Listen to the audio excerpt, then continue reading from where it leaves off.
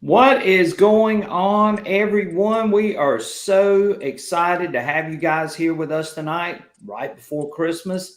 Let's always bring in my good buddy, NC Relic Hunter, and he is in the house. What's going on, Michael? How are you doing tonight? Doing good. Good evening, guys. It's been a long week. I'm glad the weekend's finally here. Yes, it's been a great rest of the week as we get ready for Christmas. Christmas is coming. Hopefully you enjoyed my little bit of beach video that I just put up. Michael, what do you think about that beach video? That drone footage is I love it. I mean, it's the way it circles around you like that. It's awesome. You know, that's brings a new dimension to film, and you got a lot of nice toys to Oh take yeah, there. look, and everybody that's in here tonight has contributed in some way. You guys that are members to the membership or subscribers to the membership, I really appreciate you guys so much. And hopefully you enjoyed my view from the beach today, because that's where I was at. I was at the beach, and we had a storm that came through earlier in the week, and I was not able to get out until today. But I got out and explored the beach. And Michael, I was using the Legend today. What do you think about the Legend? I like the Legend. I mean, I think for the money, it's just a really good machine, and it runs really quiet on the beach. It's got a lot of good features on it. I think it's a good machine. Oh yeah, it. Look, I'm telling you, it ran so smooth on that beach today. And I was using multi-wet. I'm going to talk a little bit about that as we get into the show tonight. But it ran like a charm and did very well.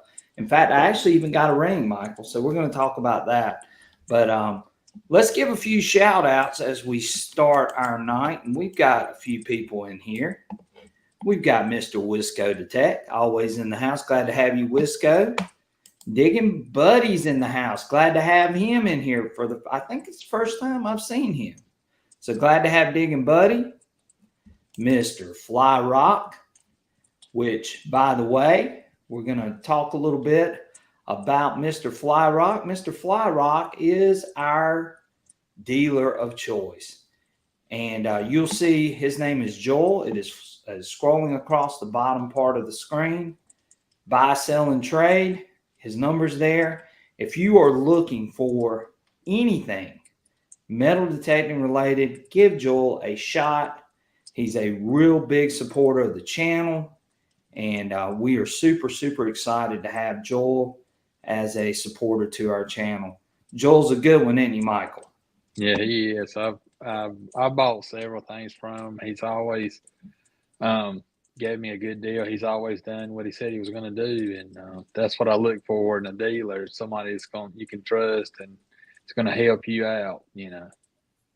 Right, and Joel has treated us really well. In fact, Joel is I just purchased an Equinox 900 from Joel, which should be in here real soon.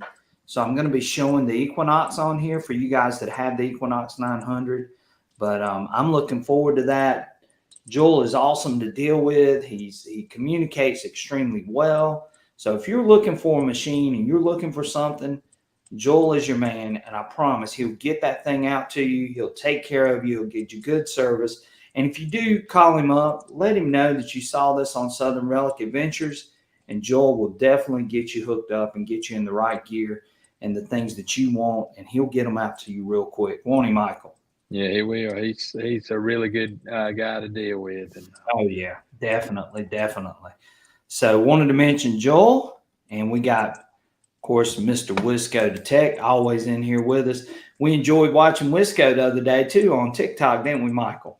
yeah, Yeah, he done a good live on TikTok. he sure did, TikTok and was so excited to see him out there metal detecting. He had his XP Deus 2 on a nice old farm site that he was looking at, and just enjoyed watching him, work with that machine. He did really, really well for sure.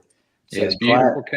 beautiful country up there. Oh my gosh, it's beautiful. Michael's getting ready to take a trip up your way, Wisco. So Michael's going to be going to Wisconsin really, really soon. Glad to have Damien in here. He says, ho, ho, ho, Damien. Let's see here. We got Mr. LC Hunt. Hey, everybody, and happy holidays. Glad to have Mr. LC. Digging Canucks in the house. Always super excited to have you in here, Miss Digging Canuck. And we're going to be showing a little bit about that Not the Legend in just a few minutes. Mr. Blasted Cat is in the house. Great support of the channel. Appreciate you, Blasted Cat. Digging Daryl's in here with us tonight. My main man here, Mr. Surfside Dan, who's getting ready to go out. He's got to go out and buy some Christmas presents tomorrow. So he and I aren't going to hunt together tomorrow, but he's going to be doing some wife duties and doing some things right before Christmas. And he's going to be taking care of those things. But Dan, always glad to have you here with us. Mr. Tin Man is here. Glad to have you, Tin Man. Mr. Ricky Bennett, as always. Mr. William Birch, glad to have you in here, William. Mr. BK, and BK, we got BK's finds coming up too, Michael. It's got some good ones. Workman's Adventure is in here. Glad to have him. He says, good evening, everyone. There's my main man there. Mr. Iffy Signals himself is in the house with us. Glad to have Iffy. Mr. Sniff It Out. Mr. Doug Atkins in here with us. Miss Sonny Coley. Glad to have you in here, Sonny.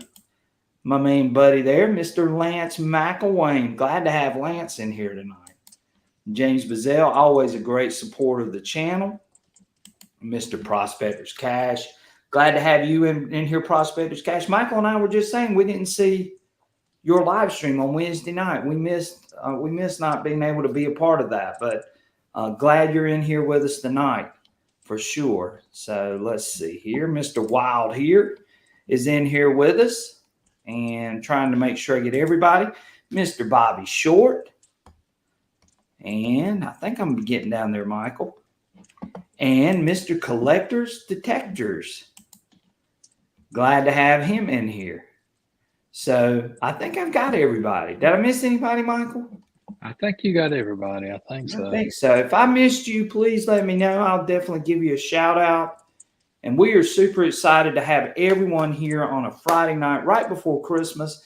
I know everybody is real busy getting ready for the holidays and getting ready to spend time with family and friends and enjoy the Christmas holidays together. But I'm really excited that you guys decided to join us tonight. So, Michael, you got anything you want to say or talk about? Well, Lance said he done a lot of Deus 2 comparisons today against the Legend AOG 24 coil. Really impressed with the AOG 24, but Deus 2 still had edge on separation and unmasking. Well, that is a great coil, because I know you had that coil as well. Oh, and, yeah. I love that coil. The Deus, it does have the edge over it. I know that, but for $500, that machine, it's not that far off, and I mean it's a good machine, especially with that coil. Yes, definitely. And Prospector's Cash just put this up, Michael. He says that he loves that fireplace, Michael. And I like it. Michael's got the little Christmassy feel to him tonight. And we might have Mr. Iffy Signals pop in here. I just sent him a link, so hopefully he joins in with us. Iffy is a great source of knowledge and does a lot with YouTube, has a lot of great videos out there as well, and a good friend of mine, a good friend of Michael's, and always super excited to have Iffy around to share his knowledge and things that he knows. So Lance has got the LG24 coil, which I have, and I'm looking forward to using it. I've used it a little bit, but I've come up with a couple of different programs, and that's what this show is going to sort of be about tonight, is sort of talking a little bit about those programs. I want you guys to be able to share your programs tonight. If there's something that you find that works, I want you to share them with the audience tonight. I'm going to share what I know and what I'm using. Michael will share some of his stuff, what he's using. And that's pretty much where this show is going to go tonight. It's going to be about programs. And we're going to mainly be focusing on the XP Deus 2 and the Nocta Legend. I know there are a lot of other machines out there. If you want to share that too, you can. Again, this channel is mainly made for sharing information for you guys and getting things in people's hands so they can try them out and see how they work. If they work for them, that's great. If they don't, then they don't. But that's what this channel is about, is sharing information and trying to provide you with the best information for the metal detectors that you have out there. And of course, I know a lot of you are XP Deus 2 users, which I am, and I love the XP Deus 2. But we are going to be looking at some other machines. Like I told you, I got an Equinox 900 coming, and I'm looking forward to using it. Michael's going to be coming along for the journey with the Equinox 900, and we're going to be showing some things with the Equinox as well. Michael, what do you think about that Equinox? I think it's going to be, I had an Equinox 800, and I think that 900 is going to be a good machine. It's, I do like the upgraded VDI scale on it, and the carbon fiber shaft, and there's several upgrades to it, the arm cuff. So we found a lot of good stuff with that Equinox 800. Oh my gosh, the Equinox 800 was a great machine. Calabash and I just lit fire with that machine for a long time. So again, it's going to be sort of fun, just sort of getting back into that Minelab scene and with the Equinox and being able to use it. And if he joins, maybe he'll join and maybe he can share some of his information as well. I just sent him the link, but hopefully he'll join in and maybe he can share, because he's sort of had an inside track on some of these Minelab machines. So maybe he'll join in the next few minutes. Digging Buddy says, any news for a small sniper coil for the XP Deus 2? So far, nothing yet, but I really believe it's got to be coming. I wish we had some news. I really do. I'm looking forward to that coil. But yeah, I have not. XP has not divulged any of that information to me yet.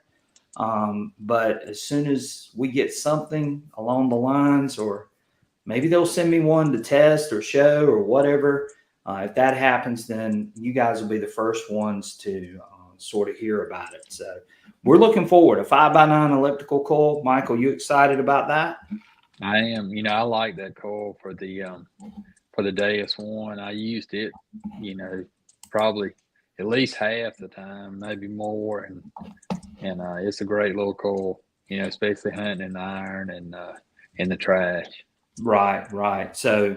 I like those small coils, just like Lance was just saying a few minutes ago. That LG24 coil for the Legend is an awesome little coil to have. I'm looking forward to using it. I've got a site that I'm going to be taking it to really, really soon, and I'll be getting up a video. By the way, the beach video that you guys just saw, I've got a video coming from the beach where I took the Legend out. I dug on the beach today. And I'm going to share those settings, and I'm going to share some of the things that I found. But that footage was from today, and it was a fun day. It was cold. It was cool out on that beach with that wind blowing, Michael. Yeah, you forgot to tell them you got that, what coil you got coming for that 900 as well. Yes. Oh, yeah. Guys, and if there's anybody on here that's an Xterra Pro user, I've got the small coil coming for the Xterra Pro. So I'm going to be showing that small coil too as well, coming up really, really soon. So make sure you stay tuned for the channel because I will have some video coming up real soon with the Xterra Pro coil, and it's going to be the small 8-inch coil. So, and also the Coiltech 10x5 for the 900 as well, right? Right. So yes, I'm going to have the small 5x10 or 10x5, however you want to say it. I'm going to have that coil coming up too for the Equinox 900. So we're going to be testing out that coil as well. So real excited. A lot of great things coming. A lot of great information coming to you guys. So definitely check that out. We've oh Michael, we got a lot of people. We got 42 people in here. Metal Tech with the CZ kids in here. Digging Buddy says he used the Go Terrain with the Deus, and it was so cool to look back over to see all the signals it logged. Right, and I've been meaning to make a video with the Go Terrain. I just hadn't gotten around to it. Of course, you guys know I'm a school teacher and coach, and I'm sort of just wrapping up. Today was my last day of school, so I haven't had a chance to really focus on the Go Terrain, but I did talk about it a couple of weeks ago too. That Go Terrain app is awesome. If you want to go and you want to mark where you've been and you want to go back to a spot and you can track those places, you can record those finds, you can use the auto or push mode, but I would not use the auto mode because it will put up every target that you swing over and it'll be just cluttered. The push mode is the way to go if you're going to be using it. You can draw boundaries, which you've probably seen in some of the videos. Calabash put up a video the other day. You can set it up and draw boundaries with it. You can do group hunts with it, so you can see where some of your friends, if they have Deus 2 machines, then you can see where they were. And again, if you're really looking at a site in depth, that thing is going to be awesome to have in your arsenal. What do you think about Go Terrain? What would you say, the auto feature, maybe open field with not a lot of targets, Right. or beach, Well, if you're using the push mode, you can just select the targets that you want to mark, right, which is really good. So if you're using push mode on the Go Terrain app, you can select those targets and then mark those targets as well. So we've got a special guest in here with us tonight, Michael. Look who is in the house, Mr. Iffy Signals himself. Mike, thanks for joining in with us tonight. We really appreciate that. Hey, Brian. Hey, Mike. Hey, buddy. How's it going, guys? All right. So, Mike, we've been talking a little bit about the Go Terrain app. Have you played around with that yet? No, I haven't bought it yet. How is it? I've used it. That's what we were just talking about. We were talking about how you can mark targets with it. You can set boundaries with it. You can set it up on an auto or push mode. Push mode is probably the one that most people are going to use. You can take a picture of your find, and that picture will show up on that map with the find that you found in that location. And it also does a trace. If you've used the OnX app or you've used maybe Gaia or any of those other apps, very similar, but really more suited for your XP Deus 2 with your remote because it connects directly to your coil and it shows you the target numbers that you can actually mark on your map. It's really cool, Mike. Oh, that's cool. Yeah, I haven't tried it. How much is it? Well, there are 2 subscriptions. You can get it for $4.99 a month, which doesn't include the group activity thing, or you can do $4.99 a year. A year. Or you can do $9.99 a year, and it's pretty cheap, Mike. Really cheap, and just a great tool to have in your arsenal. Oh, cool! Yeah, I got to try it out. How long has it been released for the U.S.?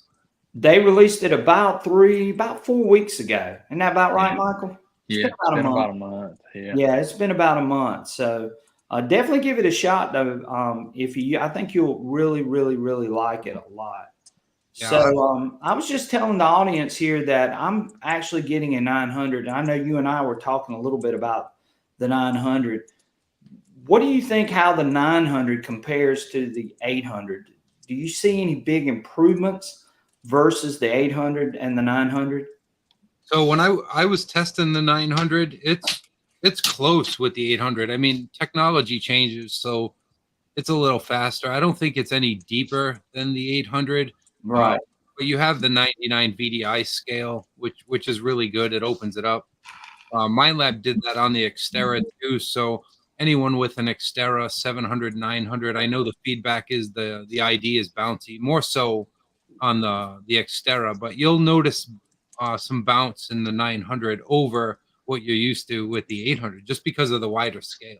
Right. Yeah. And it was sort of clustered all together in that other scale. So having that wider range of that 100 scale really I think makes a big difference.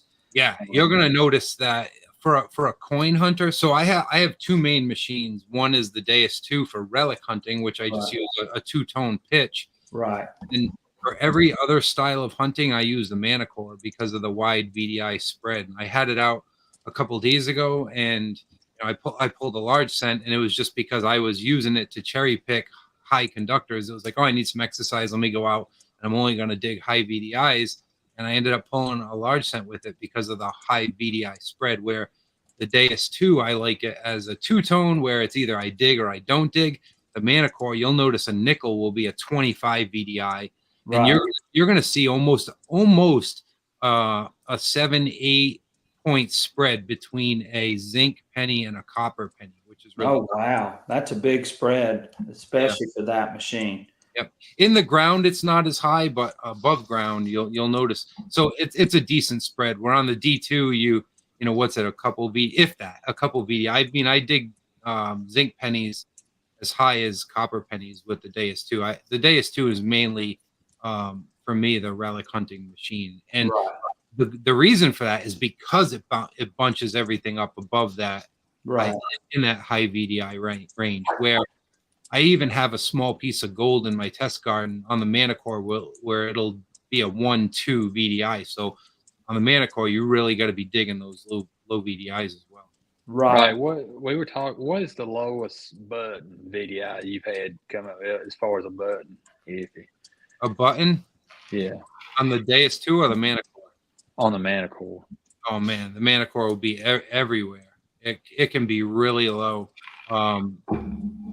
You can have a small flat button in the 20s, teens even. I have a small piece of gold that came off of, I don't know if this will pick it up. Right. I can my ring right here, not focusing. Oh, right there. So this ring used to have diamonds in the middle. And then this is my wedding ring. And the outside, you can see how that's lipped right there. Well, around it was that same lip, and it started to lift up. So instead of, tossing it, I took that piece and I cut it in half, and I put one at 2 inches in my test garden and one at 1 inch. The only two machine, well, the 900 hits it as well, but I don't have the 900 anymore. I didn't see a need to have the 900 and the Manicore. The only two machines that hit it at 2 inches will be the Manicore, the 700, 900, or the Deus 2. The Legend will not hit it, and the double score will not hit it either. I let Nokta know that. The Legend will hit it, but you have to change that first tone break down. But then you're in nail range as well. Right. We were talking about the Legend just a few minutes ago, and Stefan put up the LG24 is his go-to coil on the Legend. He says he's got all the coils, but he loves the LG24. What did you think about the LG24, Iffy? I never had the LG24. I had the 40, which was my favorite coil for it. Right.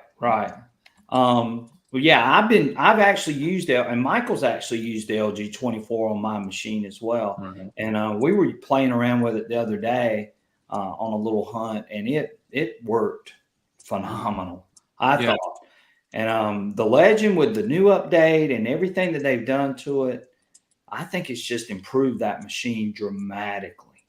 So I let MindLab know that the Legend and the double score, and you guys might think I'm crazy, but the Legend and the double score unmask better than the Deus 2 and the Manicore. And the only reason I say that is because from testing, the VDI drop is less dramatic than it is on the Deus 2. So the Deus 2 will unmask right with the Legend, but so when that shitstorm happened with the Legend about not having an iron filter in it, right? The engineers kind of gave in to me and opened that machine completely up. They're like, let's shut them all up. And they did something that we've never seen in this hobby before, where they gave us full control, where if you go iron filter 1, stability 1, you can get an iron nail to give a good tone. So they opened it up, and I let Mind Lab know this. They opened it up more than we've ever seen before. Oh, In a wow. Yeah, I didn't know that. I didn't know that at all. So Digging Daryl says he's been playing around with the M8 coil on the Manicore. Seems like the all-terrain low conductor program running the sensitivity around 20 and recovery at 4 is working really good in the test garden. And one thing that I can say about the Manicore is that the all-terrain low conductors and running the Ferris limits at 9, the upper Ferris limits at 9, lower Ferris limits at 4, and running the reactivity or recovery exactly where he said at 4, that seemed like that worked really well for me. The stabilizer I ran at 4 as well. What do you think about that, Iffy? So a good sauce to me on the cellar hole sites is an iron filter of 3, 4, and a stability. I like the stability at 5. Okay, at 5. If I go lower than 4 on the iron filter here in New England, because we have so much history here, those nails stop pinging through. And it's not that you won't know that it's a nail. It's just that it makes for a really annoying hunt with all the popping in the background. Right. Doug Atkins says he loved the Knox 6-inch coil. Did you use the Knox 6-inch coil that much, Iffy? Yeah, I found that the 11-inch coil out-separated the 6-inch coil, depending on what test that you did. Right. These coils, and I know you told me yesterday you have the 10x5 coil coming. Yes. Yes. You'll notice if you do some testing that the stock coil will out-separate with that, but then you'll notice other tests. It all depends on what's in that footprint. Right. That's why you'll see a lot of times that 11-inch coil will out-separate a smaller coil because there'll be less in that footprint at one time. Where when you have a 6-inch coil or that 10x5, you may have more in it and it won't see the other target. Right. So, I see those smaller coils always in the history of relic hunting. I see them always as made for tighter areas. Right. You'll always have the benefit of them getting into tighter areas. Now, they don't always out-separate the larger coils just because of that. Right. And that's something that Michael and I and Calabash and I have talked about too. I mean, you've got to be so precise. That footprint is so small and that sweet spot can be so small that sometimes that can be a problem. But I agree with you because I think it does have a purpose and it does have a function for maybe hunting in areas that, just are sort of hard to swing in, or in areas where, you're just really in some really tight spots. Yeah, exactly. And that's what I think. Stefan has a good question here. He says, but I'm wondering if there's any point in buying an elliptical coil for the Deus 2 when running the 9-inch already. And again, just like what we just said, it's going to depend on you, where you're swinging at, what type of sites you're hunting. If you do need those really tight spaces or you don't have a lot of ground to swing in, then that might be the coil. But we don't know what this elliptical coil or small coil is going to be like on the Deus 2 because we've never seen one before. Yeah, if it looks like the white one, the Orcs and Deus 1, that would be really good. But my favorite coil for the Deus 2 is definitely the 9-inch. I don't have the 11. I did. I sold it, but I have the 9, and then I have the 11 by 13. I think it is. Now, how do you like that 13-inch coil, Iffy? I'm real curious. Yeah, I like it. That's what I was out with when I found that large scent last week, and that was if you see my videos, the old school that's closed up. That's kind of like my testing site for. Right. There was a barn on that field, so there's a lot of old iron there. And within a few minutes, I found a large scent. And I texted my buddy Don, who goes with me sometimes. He's like, "How the hell did you find a large scent there?" I still don't know. It was only like 3 inches down, but that coal, it separates really well for its size. 11 by 13, but it separates better than any large coal I've ever seen. Now the 9 would definitely, any machine, probably a bounty hunter for $89 off at Walmart would find that large scent. It's just I missed it because of the footprint of the 9. That's right. Well, And we've talked a lot about that. You know, I've gone back to sites, and Michael actually saw me do this. I've gone back to sites that I've hunted before with that bigger coil, and all of a sudden that site came back to life with that 13-inch coil. And you know, you can go and you can hunt a site, but you know, one thing I've been pushing to everyone on this channel was that, you know, it's good to go back and hunt those sites with those different size coils, because those coils are you're gonna find you miss some things, and that's just part of that game. And then, of course, I've also stressed, you know, going back in there with different settings after you've hunted it one way or a couple of times, you may want to go back in there and try some different things just to see if you can find something else, especially if it's a site that you can continually go to over and over and over again. Yeah, I have to practice a little more with deep high conductor, because I tried deep high conductor there this week. Well, actually, what's for today? Friday. So I tried it on Tuesday, and that deep high conductor, because the top frequency is set at 14, was really pinging on nails. So I bumped it up to 20 and that helped. Right. But yeah, that I thought, hey, let me put the large coil on, use deep high conductor, and I found a bobber quarter there. I found silver there in the past, so I wanted to punch deeper. And it was my first time using deep high conductor exclusively, it was with the large coil, and that it wasn't going too good. Yeah. So I've sort of been disappointed in deep high conductor. I got to play with. I thought it would be really good, but Right. I found myself digging. And you guys in the chat, let me know.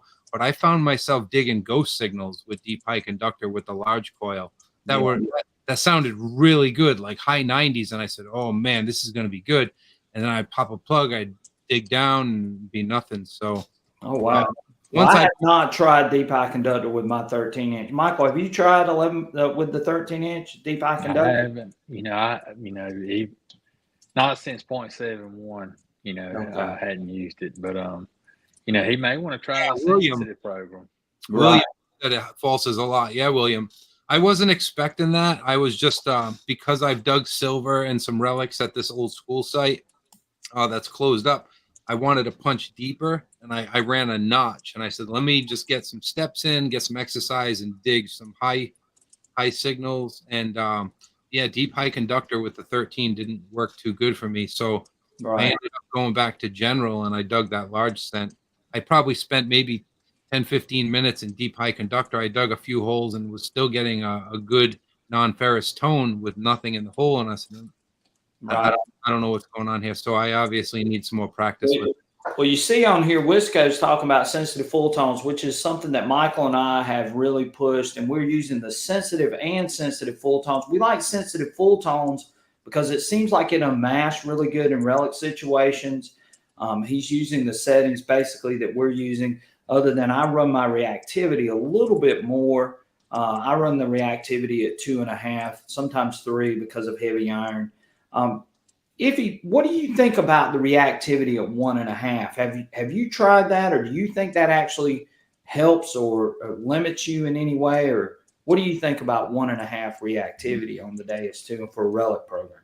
The funny thing is that 1.5 is probably still faster than a lot of machines out there. That's right. But I stay with 2. I stay with 2 or higher, and I don't go above 3.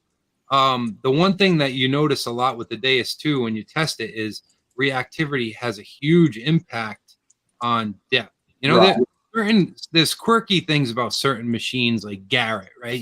If you have a stock Garrett machine and you put a large, say you have an AT Pro with an 11-inch coil, and you put that 13-inch deep tech on it, you're going to gain probably 4 inches of depth, and you don't see that with the DS2. No.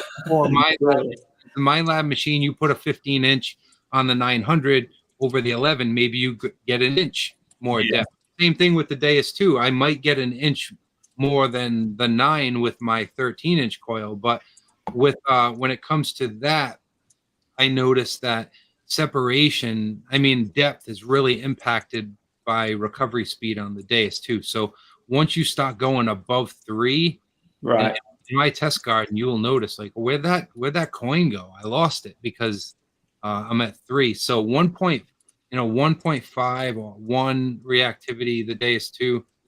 You're going to get deeper. But I always stick with 2. Right, right. Metal Detecting with CZ Kid says he really liked the Equinox 600 with the Coltec 10x5 coil. That was really a great setup. And that's what I'm hoping too for the 900. Of course, like Iffy and I are saying, and I know Michael knows this too, the footprint's a little bit smaller on that coil, so the sweet spot's a little bit smaller. So sometimes that can be a little difficult, but I'm excited about getting that coil and actually using it. Digging Buddy says he was using auto on the Go Terrain app. With his notifications, he said, man, that was distracting. And I can agree. I've tried that. That auto is, you definitely, unless you've got a site where, there's not going to be a ton of trash or iron in the ground, then you're definitely going to want to use push rather than auto for sure. Yeah. Yep. So, hello, Edward. Glad to have you in here. Prospector's Cash says he's using sensitive full tone sensitivity 95, reactivity 2.5, offset 12, square audio, disc at 6.8, no notch, bone conducting headphones, 9-inch coil, use fresh water underwater. I use high square on land. And Prospector's Cash loves to hunt in the water. Again, I like those settings. I mean, that's basically what we were saying. I like running the offset at 10. What do you prefer, Iffy, up there in your area for the offset? I haven't messed with full tones too much. Oh, really? Yeah, because for the Deus 2, it's me. It's dig or don't dig. So it's either pitch. I see some people mentioning square as well. I don't mind the high square. I kind of like it, but I use square pitch tones, and it's either dig or don't dig. So discrimination up to 7. And that's my Relic hunting machine where I dig everything above it. Right. And then the Manicore I like for general hunting because of the wide VDI spread and how it locks on and the ability to, with the Ferris limits. Once you get in tune with that audio and messing with the Ferris limits, it's an awesome machine. But for me, the Deus 2 is so good for Relic hunting. And it has to do with being light and that 9-inch coil. Manicore is great for Relic hunting too, but it's funny because the wide VDI spread is great for general hunting, but for Relic hunting, you want everything in a tight bucket because Deus 2, if it's you'll get small gold below 40, but with the Deus 2, 40 and above, dig it. So great for Relic hunting. Where with the Manicore, you can be out there digging. You got to dig even those 1s and 2s. So. Right. Stefan says the Go Terrain is awesome. Auto with increased number of swings, 8 to 9, so I don't get too many signals as reported. That's right. Yeah. And that's what I was saying. That auto on the Go Terrain, it can be a little bit tricky if you haven't seen it yet, but it is. Prospector's Cash is, by the way, bottle cap 0, silencer 1 was the settings that he was using. I love running the silencer 1. What do you run the silencer up there in New England, Iffy? 2. Okay. And and Michael, what do you think about running it 2? Have you run the silencer at 2 much? I have with sensitive full tones, but most of the time I'll leave it on 1. Right. When you hunted that mineralized soil, did you run the silencer at 2 or did you leave it at 1? 2. I ran it. You ran it at 2, and that would make more sense too, running it at 2. I don't think it's a secret. But when we were testing the last Deus 2 update, Silencer 2 is the old Silencer 0. Right. They open that machine up more for people, kind of like what Nokta did with the Legend. So if you're running Silencer 1 now, you're actually running like a Silencer 0 a negative Silencer -1 of the past with this new update. Right. And that's what happened about that 1.0, and people were having a lot of nail falsing. And, I communicated with XP about that too during testing, is because they opened it up so much. So that's a great thing to open a machine up and give the user the ability to change the settings themselves. But when it's open too much, and for the people that's the thing.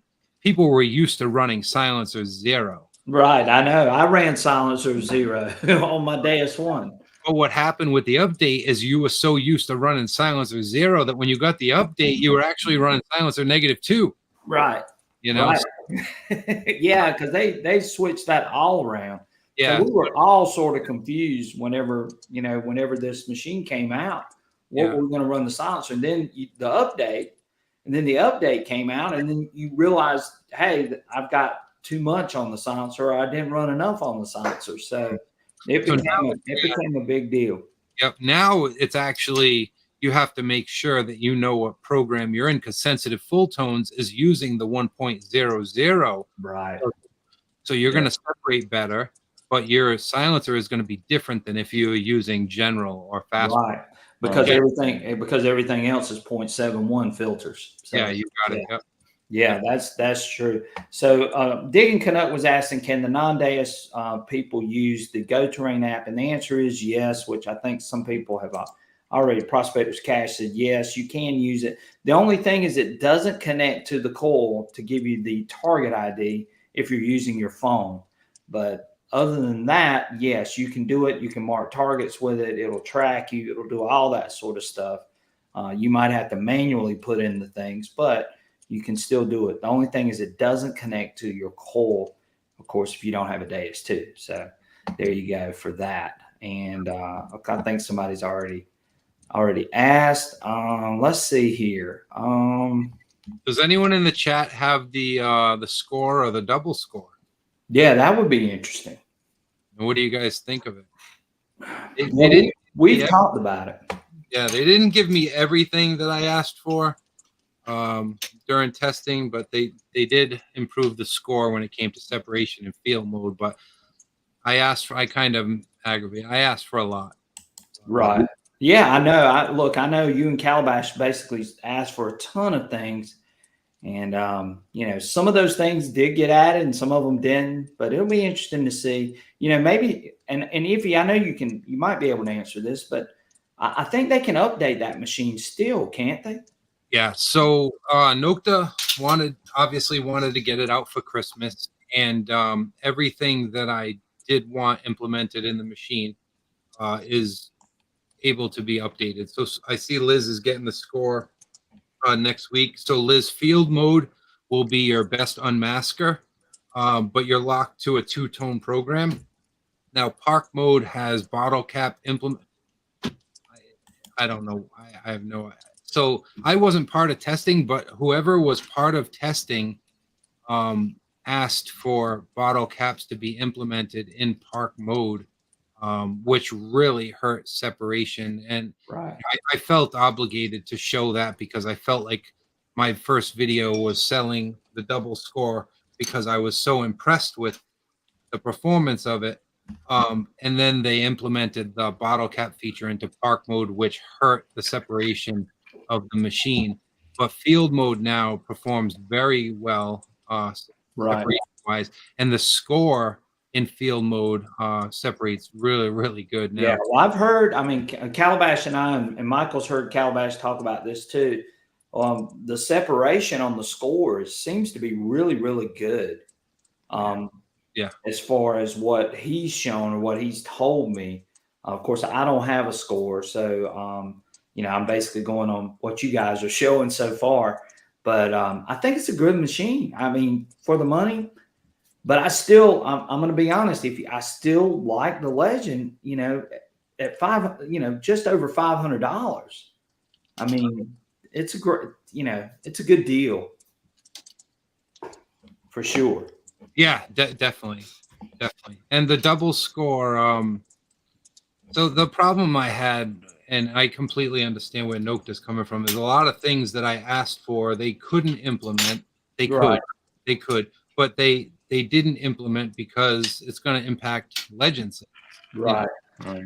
If you have the double score and you have it in your hand, I like the layout of the double score much more than I like the layout of the Legend. The menu of it is much nicer. They combined the iron filter and stability settings, and they figured that out and made it really good. For the double score, I really wanted an iron volume. because iron, if you're on relic hunting, the iron will get really annoying because you can't adjust it. And on the score, they did do what I asked, and they dropped the iron filter in field mode. So Right. the score does separate really well in field mode, which it was bad before. Right. So a couple people are saying that again they're going back to the days too. Metal Detect in Northwestern Wisconsin said I only used deep high conductor with 11-inch coil. Did get a few nails, but did good finding an 1859 seated dime. That's a great find with deep high conductor. I'm interested. Hopefully, Metal Detect in Northwestern Wisconsin's updated to the 1.10 or 2.0. He said he has a score, Metal Tech in Northwest Wisconsin. Okay. He said he's liking his score so far, so he has one. Yeah. 5 said don't overlook General. Have you used the General program that much for relic hunting, Iffy, with the days too? That's my main program, General. Really? See, so Michael and I have yet to go to General since the update. We've been focusing on sensitive full tones because we love the full tones feature, and it just gives us those extra nuances that I think helps with us with unmasking. So tell me your setup for General. I know a lot of people would love to hear this. If you're saying General is the program that you like, I'd be real interested to hear your setup. Yeah. So General is pitch. I discriminate up to 7. It's pitch square, silencer 2, bottle cap 0, and yeah, that's it. Yeah, really. Yeah, I like General in when you're on the home sites. General to me, I was going back and forth with fast to General, and General just seems like that the filters that they have in the background really stabilize that machine, and separation is on point. Sure. Your sensitive full tones drives me crazy. Really? Yeah, it drives me it's like, yeah, it blows my ears at the popping because of that 1.00 filters that they have in there. Well, you know what I do a lot of times with sensitive full tones? Sometimes I'll just turn the iron down. What do you think about turning the iron volume down?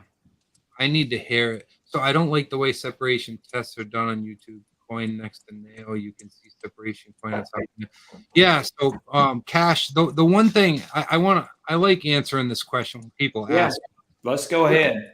Yeah, there are a lot of depth test videos on YouTube, and that's one that I always say is the inaccurate one. I show it in my test garden, but you'll see if I do a depth test video on my channel that I get max of 8 inches on a dime, and my test garden is trashy. Where other people down south, you may get 10 inches on a dime. So depth tests are those are highly subjective to your soil conditions, but the separation test that I do, that information is really the same thing that the companies do, and it's best case scenario. So whenever you do a separation test above ground, that what you're seeing in my videos with my test blocks, when I first started doing them, I found out that the companies do them the exact same way. I test for all 3 companies, and they do them the same way, and that will always be best case. So if you see a machine not hitting my level 3 blocks or my level 4 blocks Right ground, that's before minerals, that's before bits of iron in the ground, anything like that. That is the one test that you can always do at home that will be completely accurate and best case scenario, where depth is all about soil conditions. So, yeah, and we've got really good soil. Michael can attest to this. Michael, what do you think about what Iffy just said there? I think that removes all the variables doing that above ground test. You know, like you talked about ground mineralization, iron. You know that kind of levels the playing field there for all the machines. That I think that's the way to do it. Right. You know, as far as separation. I see some people test a machine and they can get 10 inches on a dime. And for me, 8 inches on a dime is fantastic. And even that, I'll never get a stable ID over here in New England with our soil.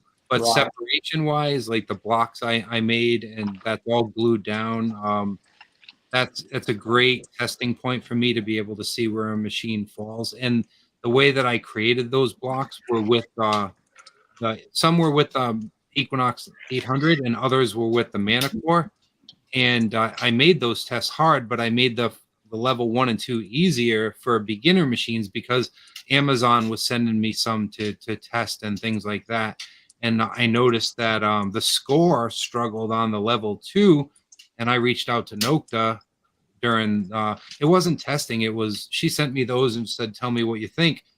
And I think the score is a good machine in clean parks, but before they updated that field mode to lower the iron filter, that thing was not good. Yeah, I saw some of those tests actually. I was completely honest. I said, you want 385 for this? I was like, what? I said, you guys crazy. You know, this thing is locked an iron filter here and you can't do anything with it.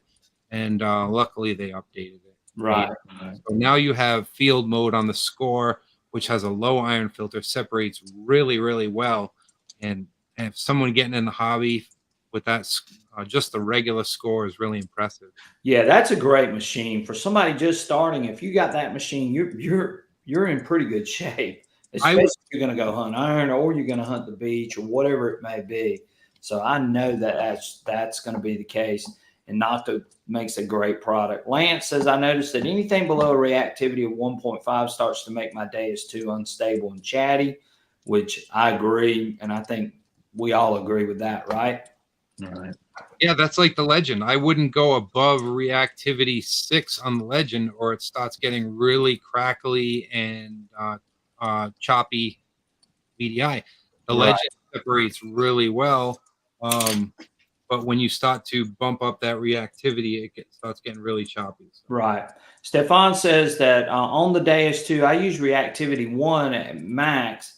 I even put it on 0 on pasture. I rather max the depth than miss something because I never heard it because of the high reactivity. And again, if you're hunting deeper targets, that's a great way to go, you know, because that DS2 will alert you on those deep targets like that. So running the reactivity at 1 or running it at 0, you can get away, especially if you're hunting in an open field, but definitely not in heavy iron for sure. Have you ever run the reactivity at 1 in heavy iron or 0 in heavy iron, Iffy? One second. So Wisconsin, mine's at 1.0 too. So I mean 1.0 as well as yours. So the update before this must have been a beta one. So you have the most current software. So have I run it that low? No, I've never run it that low. I've run it at 1 on a Civil War Confederate campsite. That's sort of an open field and trying to really get those deeper targets. So again, I try to run it. I mean, I'll run it in that situation. Definitely, I'll run it at 1. I don't think I've ever run it at 0. Michael, you ever run it at 0? I've run it at 0.5 hunting deep Civil War bullets. Right. Merry Christmas to you. Yakina said Merry Christmas from Japan. Prospectors Cash, we appreciate you. Thank you so much for donating to the channel. And I know I'm so far behind. We've been chatting, but I'm trying to get not everybody's comments. Trying to keep up with it. Tin Man put all his settings in here, which is really cool. Yeah, and that's what I asked them to do for tonight. If I can find Tin Man's. So Tin Man, I was a PWM guy before the pit, before the high square, and before I got into pitch. And then once the Manicore came out, I turned my DS2 into my relic hunting own machine, and the Manicore into general hunting. So if I went out 2 weeks ago with Mike Lyman, and he said, "Hey, we're hitting a field," and so I took the Manicore because at a field that nobody's hunted before, I wanted to see the widespread. But if somebody said, "Hey, we're hitting a cellar hole in the woods," that's never been. I want to dig it all. I want to find. I want to find everything. So that's where I take the DS2. Right. Tin Man actually lives in my area, so he's running the discrimination at 5.8. I have run the discrimination down to 5.4 and have hunted a site using 5.4 discrim. And he's got his sensitivity cranked up to 97. If you're not dealing with any EMI or anything like that, you can get away with that down here.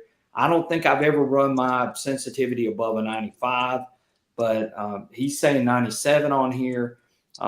Frequency 24, iron volume set at 7, reactivity 2.5, audio response at 5, full tones, offset at 10, which is what I love.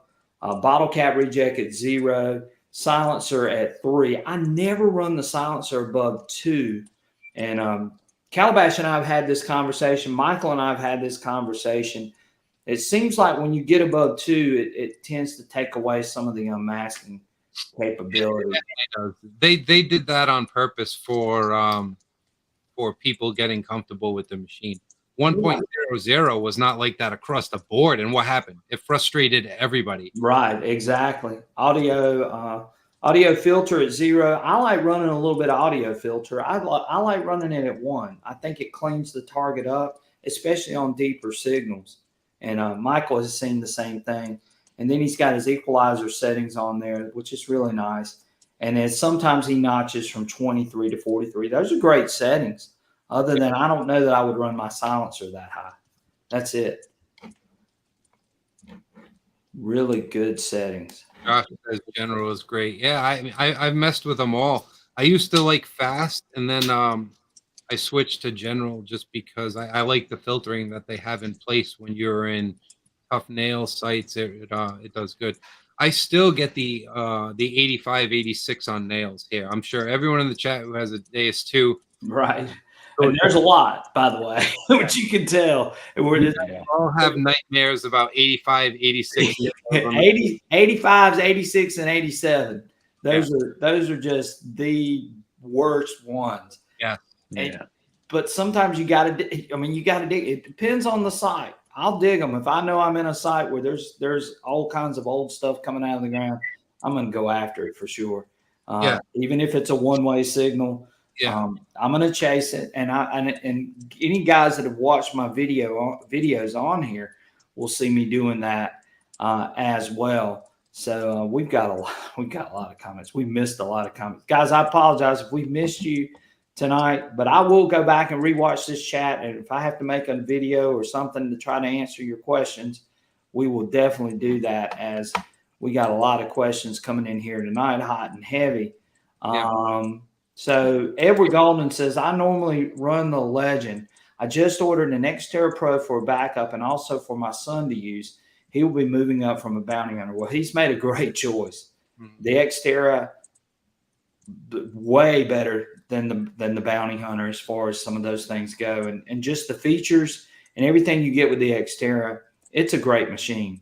And if he had the Xterra, didn't you have it like early on, if I remember correctly? I was part of testing from the start with the Xterra. I still have it. I agree with everyone that the ID is bouncy on that. You're going to get that because it's a single frequency machine. And what happened? They stretched out the VDI. So and when you get your 900 and you take it on a Relic site, you're going to notice the ID is not as stable as you remember with your 800. Right, exactly. And that's the one thing I've noticed, and Michael's seen it too. On that Xterra Pro, the IDs can be a little bit jumpy, but guys, it's a $269 machine. And it's single frequency. And single frequency. But for everything that you get with that machine, that's pretty good. And so I'm all about the Xterra. I can't wait to show. I got the small coil coming for the Xterra too. So I'm going to be showing that in my next video. And real quick, just you guys see his name and everything scrolling across the bottom. Joel is my dealer of choice. Guys, if you're looking for a machine and you're looking for something, Joel at Metal Detecting Buy, Sell, and Trade. He's out of Nevada, but he will take care of you and he will get you your machine. And he's a great communicator. Anything that you need, check out Joel, because he is an awesome, awesome guy, awesome dealer, and can definitely get you hooked up with the right equipment and the things that you're looking for. So give Joel a shout out. His number's down there below. It's scrolling across the screen. Screenshot it, whatever you need to do. definitely help Joel out. He's a big supporter of our channel and a big supporter of Michael. And we really, really appreciate what he does for our hobby. So Yakina1 says, Ify, if your number one program is general, what is your number two? That's fast. It's going to be fast. Yeah. Michael, what's your number two? What's your number one and number two, Michael? I like sensitive full tones, and recently I run that sensitive program and that mineralized ground. It done really, really good. Right. So I'm with Michael. I like sensitive full tones, sensitive, fast, and then probably general. Those are probably my top four.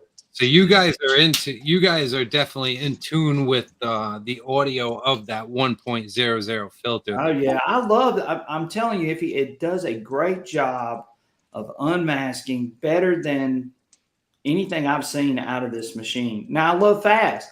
Michael's seen me hunt with fast with that 13-inch coil, and it performs great.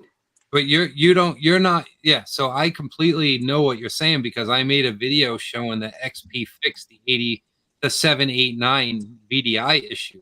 Right. So in your sensitive program, and for anyone who's tested this, you'll notice that 1.00 filters have corrected that 789, mostly 7.8 VDI issue with something that's next to iron. They fixed that. But on the other side, the consequence to it is the unmasking. So it unmasks a lot better, but you'll false on nails. So for me, falsing on nails is just. I know. It's too Look, I know how you are. Yeah. And Michael and I have found too that sensitive really works well. And I don't dig as much iron with sensitive. And the reason I think for that is the 0.71 filter still being on sensitive. What do you think about that? Is it still? I'm not. Will you talk to me or Mike? Sensitive still has 0.71 filters. Sensitive full tones has the 1.0 filters. So you must notice the 789 issue with sensitive, but not sensitive full tones. Because I know when I was testing 1.00, I sent the video to XP and I was like, "Holy shit, you guys fixed this! Do you know that?" Yeah. Tough separation test. We were getting a really good ID, but when they went back to it, they left it in place for a couple of the programs. And for anyone who's bouncing programs, you're going to notice you get a solid VDI and sensitive full tones. But then if you go to fast, you're going to get back to the 789, which that's because of the old silencer. So the old silencer settings are to make it a more enjoyable hunt and dig less nails. But the VDI is a lot better in sensitive full tones. Right. But that's something you have to get your ear in tune with. Right. So obviously you and Michael have been practicing with it a lot to not be. We've sort of honed in on it, and one of the things, and I've said this quite a few times. And Calabash, and you know how Calabash is, he uses pitch, but I've been trying to tell him if he uses these full tones and he sets it up accordingly, there's really not that much of a difference, really. And sensitive full tones, I just think, gives you more audio nuances than pitch is going to give you. Wouldn't you agree?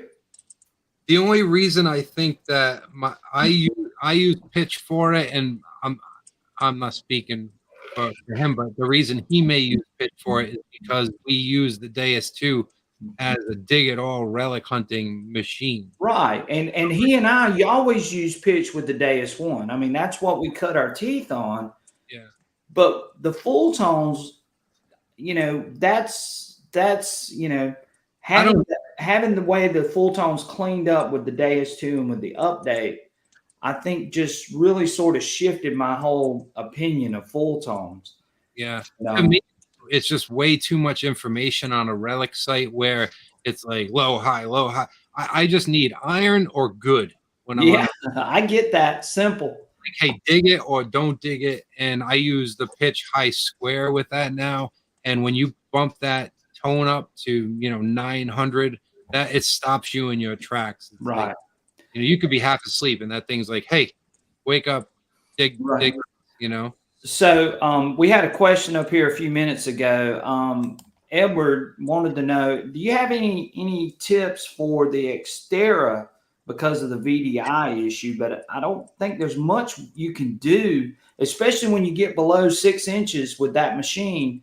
I think that VDI begins to change dramatically. What do you think? The only thing that I've noticed that will help is on a clean site if you lower the reactivity to 2. To So two. if you're hunting in 3, you're going to notice that the more it sees, the more the ID is going to bounce. If you're on a cleaner site and you use 2, you'll notice a more stable ID. But you know, MindLab jumped that to 99 VDI, so that's what's just going to happen. It'll never be as stable as the 800. I like digging Buddy's question, so he's getting ready to see. There's some differing in opinion. He says, "Okay, here's one for you. Old house site with lots of square nails with the Deus 2 11-inch coal in Ohio soil. What's the call for the program?" See, we're going to have difference of opinion. I know. And again, a lot of that has to do with the fact of your soil conditions versus my soil conditions in a lot of cases. I mean, we're not dealing with hardly any mineralization. We're dealing with sandy soil. So we can get away with really running sensitive full tones, whereas you're telling me that general works really well for you. And maybe that's because it's got that ground subtraction added into it. General works good for me because it quiets it down. Now, I might miss targets that you might find, but you're going to get a headache before I do. Yeah. Well, look, me, Calvin, and Michael, we're used to listening to all that iron. I mean, look, we got machine gun iron everywhere. I mean, you can't walk 400 yards in some of these sites. I wish it was just iron, but it's not, because the Deus 2 gives that 85, 86. So it's like non-ferrous, where general cut it out to all ferrous instead of more of that pinging in your brain. Right. And I think that the reason general helps me is because instead of the pinging and just continuing to, the constant pinging, but you're like, no, that's not a good ping. It's a piece of iron. The general helps block that out. So I'm sure that if you and I hunted together in the woods, you probably will dig a couple things that I might miss, because your silencer is lower than mine. Even though we might be both on silencer 1, you're actually negative numbers. Yeah, that's true. That's true. Definitely. Blasted Cat and William Birch brought this up. He's saying that it would be good if you had an app on your phone to where you could see the bigger screen. And I've heard this quite often, that, a lot of people, the Deus 2 screen in the remote is just small. The numbers are small, and of course, if you look at the Manicore and you look at some of these other machines, you've got these nice big screens, and the Deus 2 is a little bit smaller. So I get what you guys are saying, but do you want to be using your phone while you're trying to hunt? And I don't know. What was that machine called that was online for a while, a couple of years ago, building up cash? They wanted people to donate, that it was your phone. It looked kind of like a Deus 2. Right. It was wireless, and it had a clip for your phone in the front. Right. Yeah, I remember seeing that. I can't remember it. What was it called? Air something. I don't remember. Campaign. But I never seen any progress with it. But that was something that you could use any cell phone and connect it to your coil. Right. Digging Buddy says, I like pitch a lot, but maybe I'm probably a sucker for just digging everything. And pitch is a great choice. Mm-hmm. But again, sensitive full tones to me, I don't know. It's just what you get used to. And I've had no problem using sensitive full tones, and I've had no problem using sensitive and running full tones audio. I just, full tones and then high square audio. I've just had no problem with that. And I've been very successful with that since I've started with it. So I've never, ever been into full tones with relic hunting. Deus 2, I ran 2 tones. Legend would be 2 tones. That's my gripe with the double score, is that you'd have to use field mode for it. Right. I told them, I was like, you got to put some tone options in this thing, give people, some control over it. Right.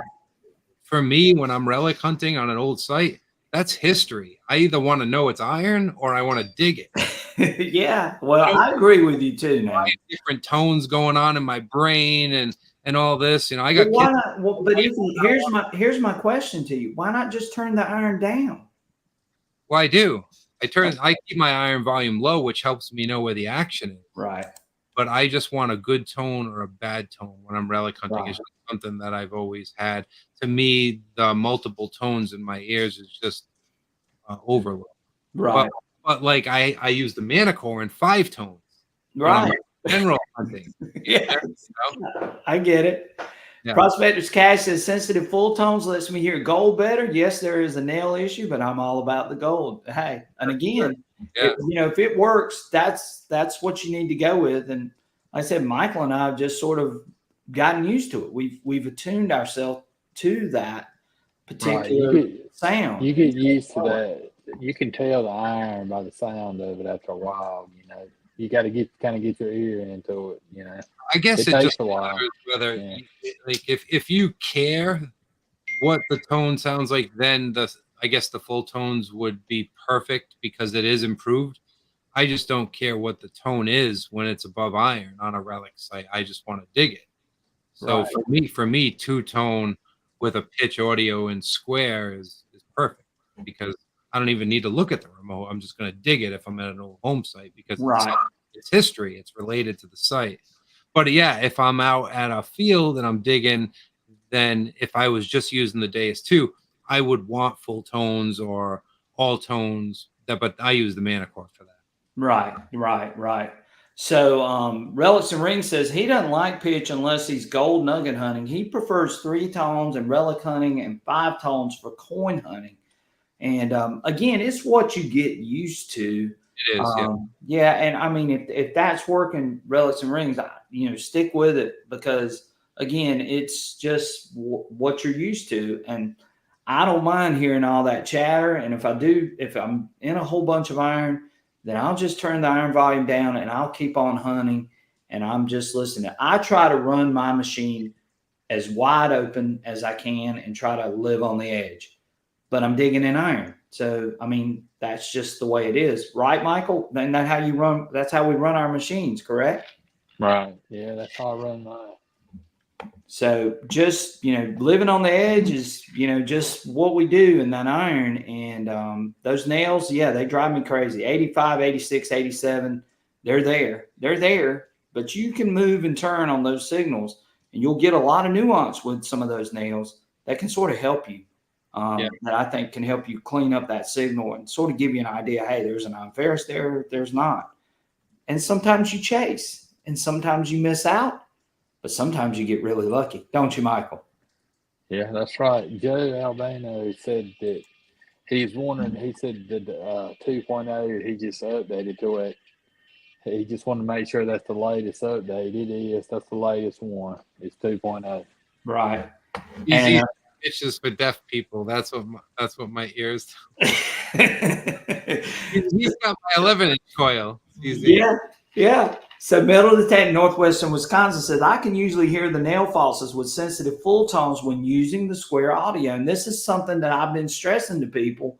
The nuances are there, Iffy. You just got to listen. And sometimes running a little bit of audio filter and sometimes running that square or high square audio, I think can really help you in those situations. PWM, I love running PWM. I've used all of them. And again, it's what your ears are really used to and what you can really sort of click with, I believe, more so in those cases. Yeah, I would have to open up my options. I used to have a pretty good 4-tone program for the D2. Once I got the Manicore and was hunting with it, I said, this is going to be my wide VDI machine. And my Deus 2 is going to be my don't dig machine. I think that is the perfect machine for it because the way the VDI is bunched together really helps for relic hunting. But if I only had the Deus 2, I would have to get my ears in tune with something more than my don't dig pitch high square. Yep. Right. And Digging Buddy says he's loving this conversation, which we're probably the most technical group that you're going to probably find on YouTube tonight. Yeah. Yeah. They're trying to talk me into full tones, and I'm like, I don't give a shit what you guys say. You just don't want to hear all that noise. I know how you are, buddy. I do. I definitely know. Tin Man said, "Iron is welcome, Matt, to the goodies," and he's exactly right. That's where you know the action is. That's what I look for. That's why exactly I always right. That's always exactly have my right. Yep. So Lance says there is not even a 10-inch block of soil where I hunt that's not iron loaded, and that's the truth. You know, especially down south, we've got these huge plantations with nothing but square nails that just go for days. You know, and I know you got the cellar holes up in the north, but it's just a little bit. I don't know. It's got to be a little bit different because there's just so much, and it's spread out over a bigger area. And I wish I could have recorded the situation, but during the Manicore update, a couple guys from my lab came down to hunt with me for a day to figure out I think I told you the iron falls thing before the update, and they were shocked. You know, it was a lot of good information they took away from my cellar holes. They were both doctors. They both physicists and a scientist. And they flew down to come hang out with me for the day. They hung out with a bunch of people across the U.S., but they came to hang out with me and hunt some cellar holes. Right. They were really surprised on the ones for the Manicore that were given a good non-ferrous tone. And I told them before we dug it, I said, "This is a nail." And they're like, "Nope." And we dug it, it was a nail. So that's where our last Manicore update came from, was them traveling the globe and figuring out. But we have a lot of iron here that's been in the ground for a few hundred years that really will give a high tone on any machine. So now, like, people that say, "Oh, depth has hit its limit. This is how deep it can go." They are probably right, but how deep can it go? Seeing seeing all those other targets in the ground.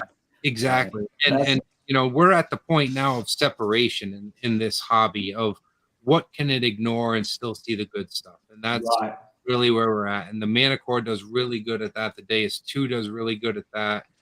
And yeah. Right. Tin Man says, "I think the audio information from sensitive full tones is just way more descriptive. I love PWM to help tone it down." And I agree with him 100% on that, for sure. Yeah.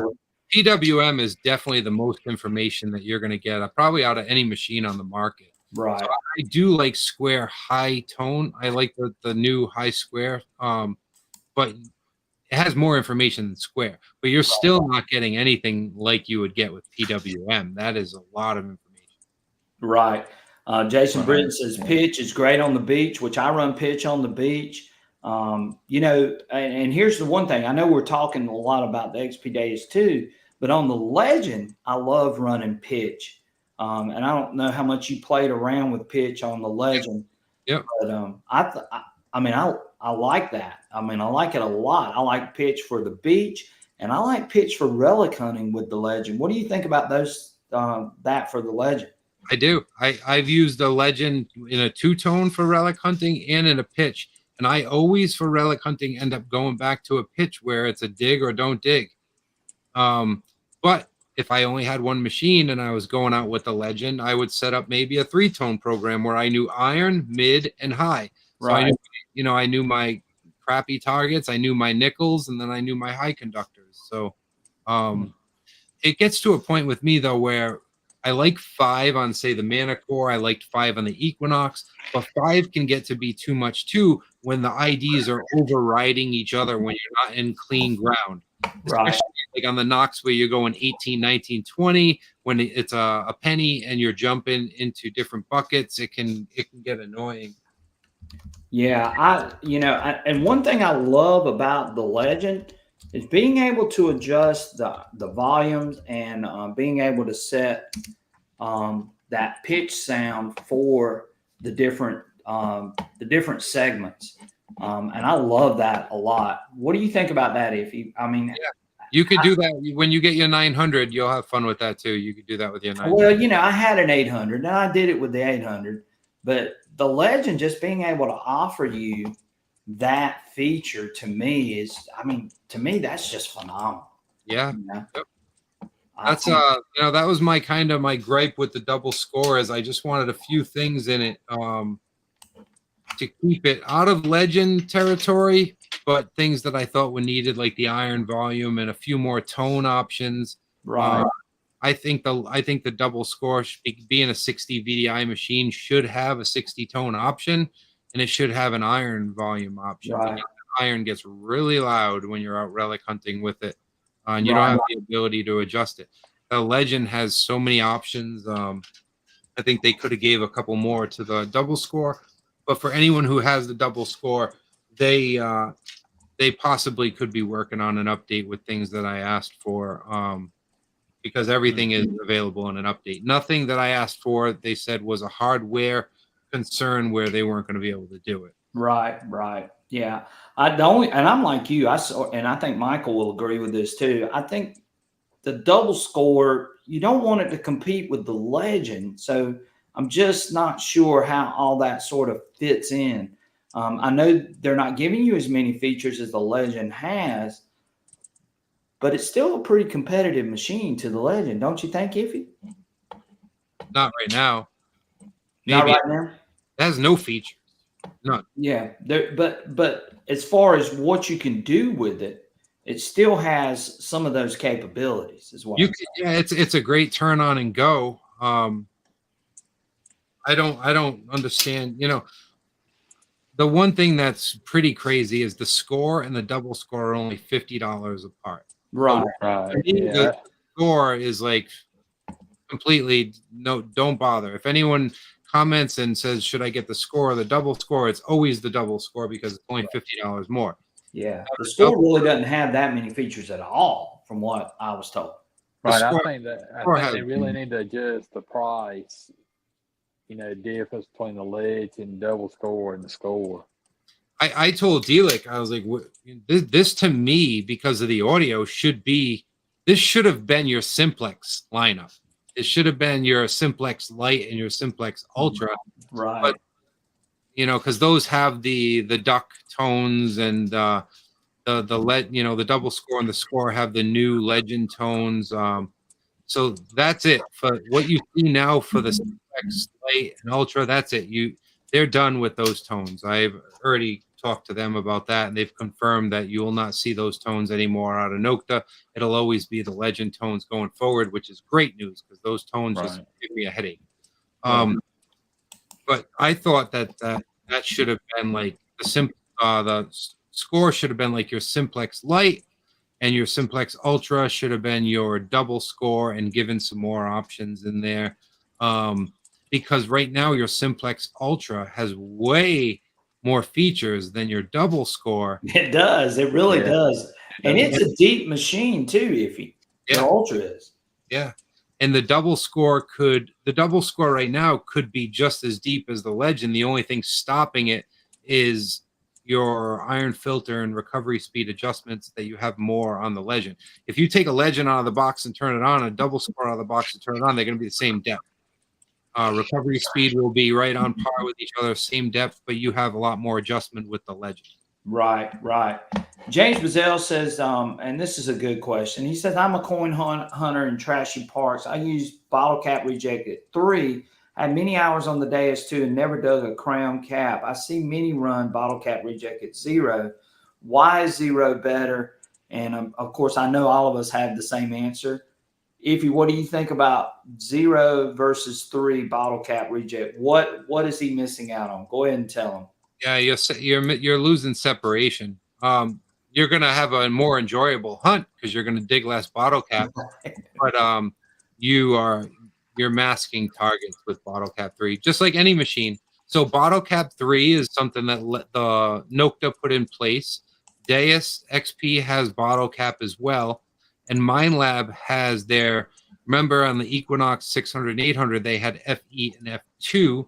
F2 had a bottle cap rejection implemented in it, where now it's just FE and they're using the F2 lineup. So FE and F2 is combined into one on the 700 and 900. That has bottle cap reject in it, and it works really good at about FE4. FE4 on the Equinox 900 and FE2. FE2 on the 700 will ignore bottle cap really well, but you'll start to impact separation. Right. No, I agree with you 100%. And that's exactly what, we know is that running that bottle cap reject, once you start doing that, you really take away some of the unmasking capabilities of that machine. Edward Golden says, I haven't used pitch on my Legend. Well, if you haven't, you need to, right, Iffy? Yep. Yeah, I love pitch for relics, and I love pitch for beach as well. BK says beach detecting with pitch and high square is great. That's what I use. Um, I love that. I love that setup. I love high square and square out on the beach. I just think it's just got a real pure sound, and running the audio filter at 1 really works well. What do you run on the beach if you with your Deus 2? I have not been on the beach with my Deus 2. Okay. Last time I was on the beach was with the 900. I am not a beach guy. I only live an hour from the beach, but I am not into the. Okay. I'm into the relics. Yeah. Well, and Michael and I will agree with you. I prefer relic hunting over beach hunting. I'm gonna be honest with you. I mean, the beach is fine. Like I went today, it was fun. But give me relic hunting all day long, and I love it. But I could be in this hobby since 1984. That machine, the blue machine you see behind me right there. yeah, My father bought that in 1984, and I used to go with him on the beach, and I was bored out of my mind. I was like, this is so stupid. All you're digging is modern coins and pull tabs, and probably maybe 2003, I ended up getting an Ace 250. Same thing. I was just digging pennies, and had no interest in digging coins right. until I started digging history, and then I was Yeah, and then you were hooked, right? completely hooked. Yeah, Right. for me, it's the history. If you give me, you say, Mike, right now you can go out and dig a Croto Bell or a walking Morgan dollar. I mean, a Morgan dollar. Which one do you want? I'll be like, give me the Croto Bell because I want to take it home. I want to put it under the faucet and see if I can get it to ring for the first time in a couple hundred. Yeah, I get it. I get it 100%. So Edward Golden had a good question. He says, what settings do you run for a relic site on the Legend? And this was, and I know we've sort of gone a little bit all over the place tonight, but it's been a great conversation.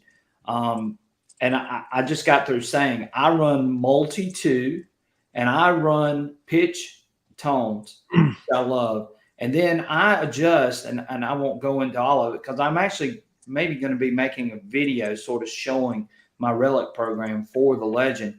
But I set up the volumes for each one of those tones. I run a tone break of anywhere from 1 to 33. 33 is where I run it at.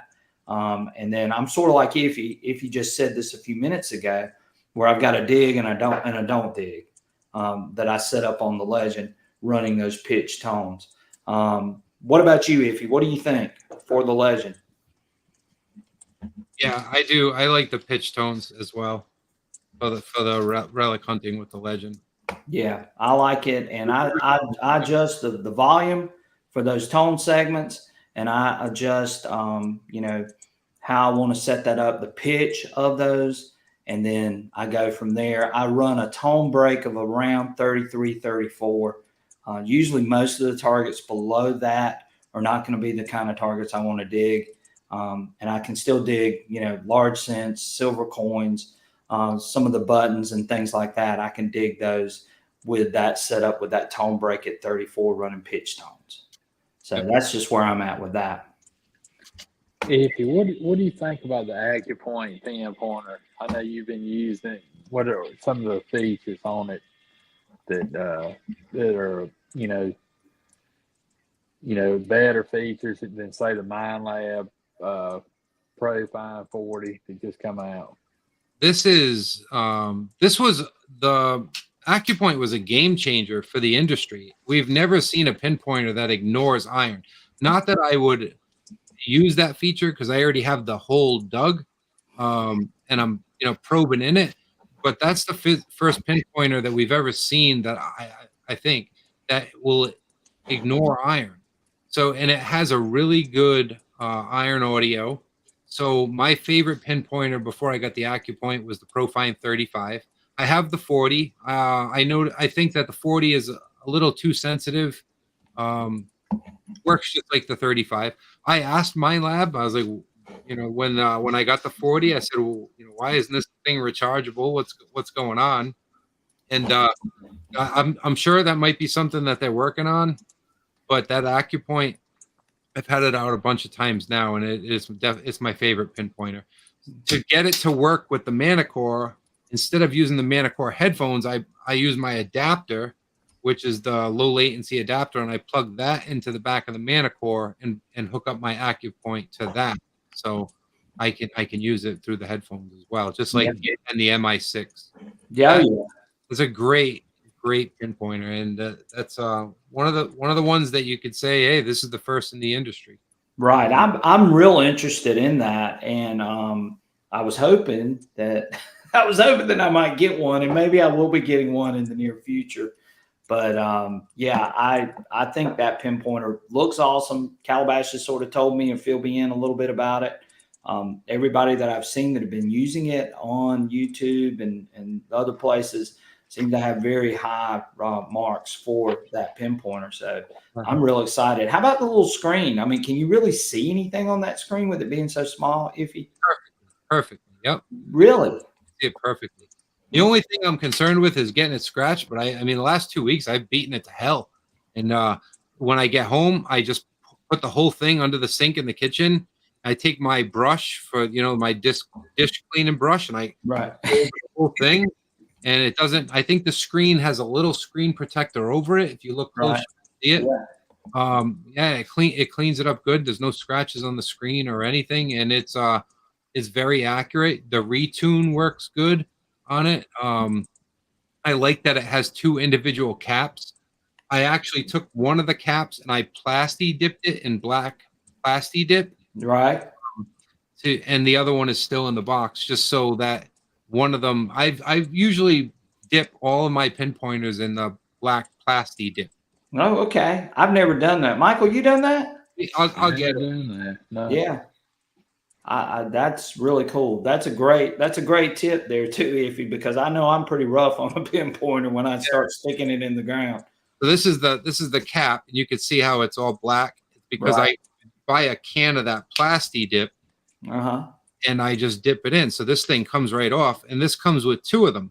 Oh, wow. Yeah, that's really cool. So when I'm searching around in the hole, I'm doing damage to this plastic instead of this. And my father's pinpointers, mine, I dump them in the container a few times, and yeah, this screen, I don't know if you'll be able to see it. But. Yeah, well, I can see it good there. Yeah, that's really cool. That is super cool. And again, guys, if you're looking for that pinpointer, hit my buddy Joel up. His name's going down across the bottom, and get yourself one of those pinpointers as well. There you go, digging, buddy. You could find yellow plasti dip. Yeah, I had a can. The funny thing about that plasti dip stuff is that if you don't use it within I'd say a couple of months, it starts getting solid even in the can.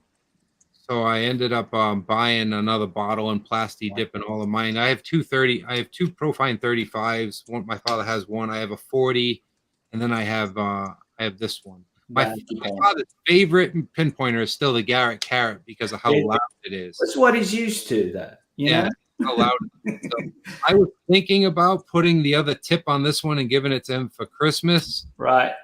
I probably have to buy him one just because this being rechargeable and going through your headphones, he'll really like it because his favorite machine is the Vanquish 540. Oh, yeah. Yeah, I remember you telling me that for sure. I've let him use the Equinox 900. I've let him use the double score, the score. I've let him use all of them. I said, Dad, pick one. I have all these machines. Pick one. He just likes the Vanquish 540. Nice and simple. Right. Yeah. I think, we appreciate Lance. He says this has been one of the best discussions yet on these live streams. Very informative and educational. And that's what we're here to do. We're here to help and share information. And we so appreciate Iffy joining us tonight and being able to share some of that information. Prospectors Cash says, does anyone else not like the small icons on the Legend? Love the Legend, just hate the screen. And that's always been the gripe, right, Iffy? Those small icons down in the bottom part of the screen just can drive people bonkers, especially your vision's not that great, and some of us, our vision isn't that great. Yeah. The double score layout is a lot better. And so we just seen the score, we just seen the double score. Something else will be coming. Right. For the past few machines, we've seen MindLab and Nocta go back and back and back and forth. And now we're in this 500 range, so let's see what happens next. Right. I think it's going to be a very interesting 2024. Right. I think there's a lot to come. I really think there's some things on the horizon that I think some of us are going to be sort of blown away with over the next year as we move into 2024. Lance says he still uses the Garrett Carrot. He said that his old habits are hard to break. I totally get that. Yeah. Let's see here. You said this already. He says that I could only find yellow plastic dip, so it matches, I guess.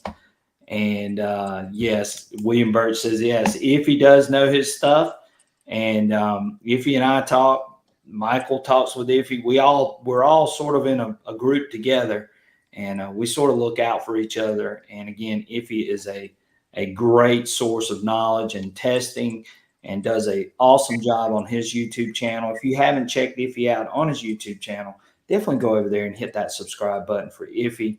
And while we're at it, hit that like button for me. This algorithm needs some help. So if you haven't hit that like button, do it right now for sure.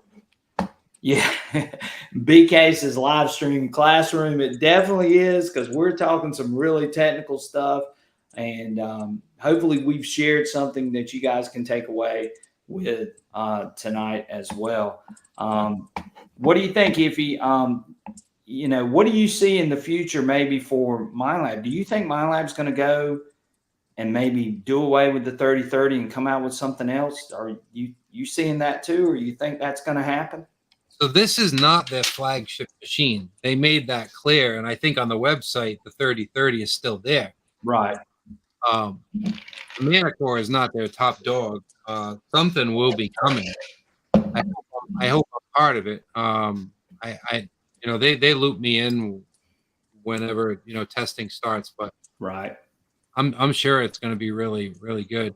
I don't know. And Nocta was open. The Legend is not. The Legend isn't it for Nocta. They're working on something already too. Yeah, I'm sure they are. And, the Legend has been a great machine for them. Now it had its bumps, it had its bumps in the beginning, but I'll tell you, once they fine tuned it, it's been an awesome machine. And I keep telling Michael all the time, every time I take this machine out, it still continues to impress me a lot. And, for $510 or whatever it is right now at this point, it's a great machine for that price. I mean, you're just not going to find many that are going to have all the features that the Legend has. I was shocked that they wanted my opinion on the score and double score after the storm that I created. Yeah, no, I remember that. I remember all of that very, very well. I said, hey, we're sending you a couple machines. Delix said, I'm sending you a couple machines. Please let us know what you think. I was like, wow, I thought you guys were completely sick of me. But I told them not to release the Legend. I said, do not release this machine without an iron filter, because their main competition was the 800. Right. And we were battling pretty bad. Me and the engineers were like on screen with each other, and I was like, do not release that machine. Yeah. Picture anyone who's in the chat that has a Legend, put it on iron filter 8 and go outside and try and do some separation. No, yeah. Well, maybe they wanted honesty. Maybe that's what they were looking for. Yes, we had some back and forth matches right there, but they wanted it to be simple. So simple, yes, but it would not unmask. And that's so the score now can unmask in field mode, but it couldn't before because they had that iron filter at like level 8. So yeah, you're probably right, Mike. They wanted some honesty. I'm probably not the easiest guy to. No, you did.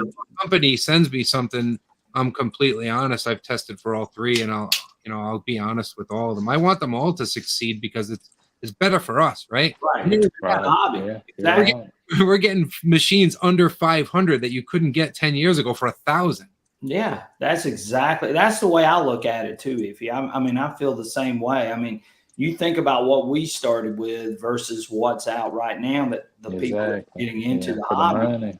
Yeah, they're able to go out and start hunting with these multi-frequency machines, and they've got all these features. They've got, they got backlights, they got flashlights, they got vibrating handles, they got iron filter, they've got all of these different things that weren't on those machines when probably all three of us started. Exactly. What was when I got into the hobby, there was the AT Pro, and then if you had the cash, you were going to be cool and get the F75 because it was like $1,000 or something. Yeah. Right. Well, and look, and we've got people on here that have used machines older than the AT Pro and some of these others. I had the F75. Yeah. I really like that machine. Yeah. So, yeah, it's just James Bazell, he's a great supporter of the channel. He says, every time I think about trying a new detector out, it comes out a new and a better one, I'm just going to stay with the Deus 2. My Deus 1 is a backup good enough for this old man. And I agree. I mean, if you got the Deus 2, there aren't many machines that match up head to head completely. It's the most versatile machine as far as I'm concerned. Yep. And the Manicore is a great machine. I mean, there's just so many good options. But if I'm picking up a machine to go relic hunting, I'm picking up a machine that can do everything. It's going to be the Deus 2. It just is. Yeah. Yep. For me, it's the Deus 2 for relic hunting, and I'm honest with everyone. If I'm going to a park or a field and I'm going to dig a wide variety, it's the Manicore. The spread makes it a really fun, enjoyable hunt. Right. Ricky Bennett says he started with a Metro Tech in 1970. How about that one? Wow. Yeah. Before I was born. Yeah. And BK says the Garrett had the bell tones with it, which is true. Yeah, those bell tones. Digging Canuck says I started with a Bounty Hunter Fast Tracker. I think that's what keeps them in business, Liz, is that's probably why we don't see anything from First Texas. Is do they need to give us anything? No. You know how many machines they must sell? They're on every shelf in Walmart for $89. Yeah, you can go out and buy them. I mean, they're everywhere. William Birch says he's been detecting since 1976-ish. He said things have really changed, and they have. And, of course, a lot of people, he said, when I started, it was a non-disc BFO. Oh, wow. I don't even know what that acronym means. I don't know either. That's the other thing. Five says competition is good. Five says I started with a White's 5000. Lance says he started with a Radio Shack Micronetta. I heard a great machine was the V3i, and I really liked watching that square nail squirrel guy. He got out of it, but he actually talked a couple of times about the amount of information and forums dedicated just to the V3i. Like that machine was way ahead of its time. Right. And it's like a computer. It gave you the option to change and adjust everything, but you had the ability to really screw yourself up if you messed with the wrong settings. So there were certain forums that were dedicated to it. And that kid was really smart when it came to the V3i. I'm not sure why he got out of it or family things or whatever, but he ended up going to an Equinox just because it was a simple turn on and go, and it outperformed the V3i. Right. Yeah. Well, the V3i, one of my first hunting partners that I hunted with, he was using the White's V3i. And the one thing that I really remember about that machine was he was constantly having to ground balance that machine. It could never stay in tune with the ground. There was a lot of problems with that. I do remember he was able to switch frequencies, and it had a colorized screen. So, I mean, it had all of those things going on for it. So that was way ahead of its time. And, you keep thinking that Garrett might take some of that technology that they had in the V3i and maybe sort of shift it into a newer model of a multi-frequency machine, sort of hybrid sort of deal between a White's and a Garrett machine. That could work. I don't know. I don't know what's going on with them. Yeah. So, yes, Lance said that he had a V3i, I think, or was it Lance? Somebody? No, yeah. He said, I had a V3i. I never learned it. Instructions were around 500 pages, and that's the other thing. Yeah. Great to run that thing.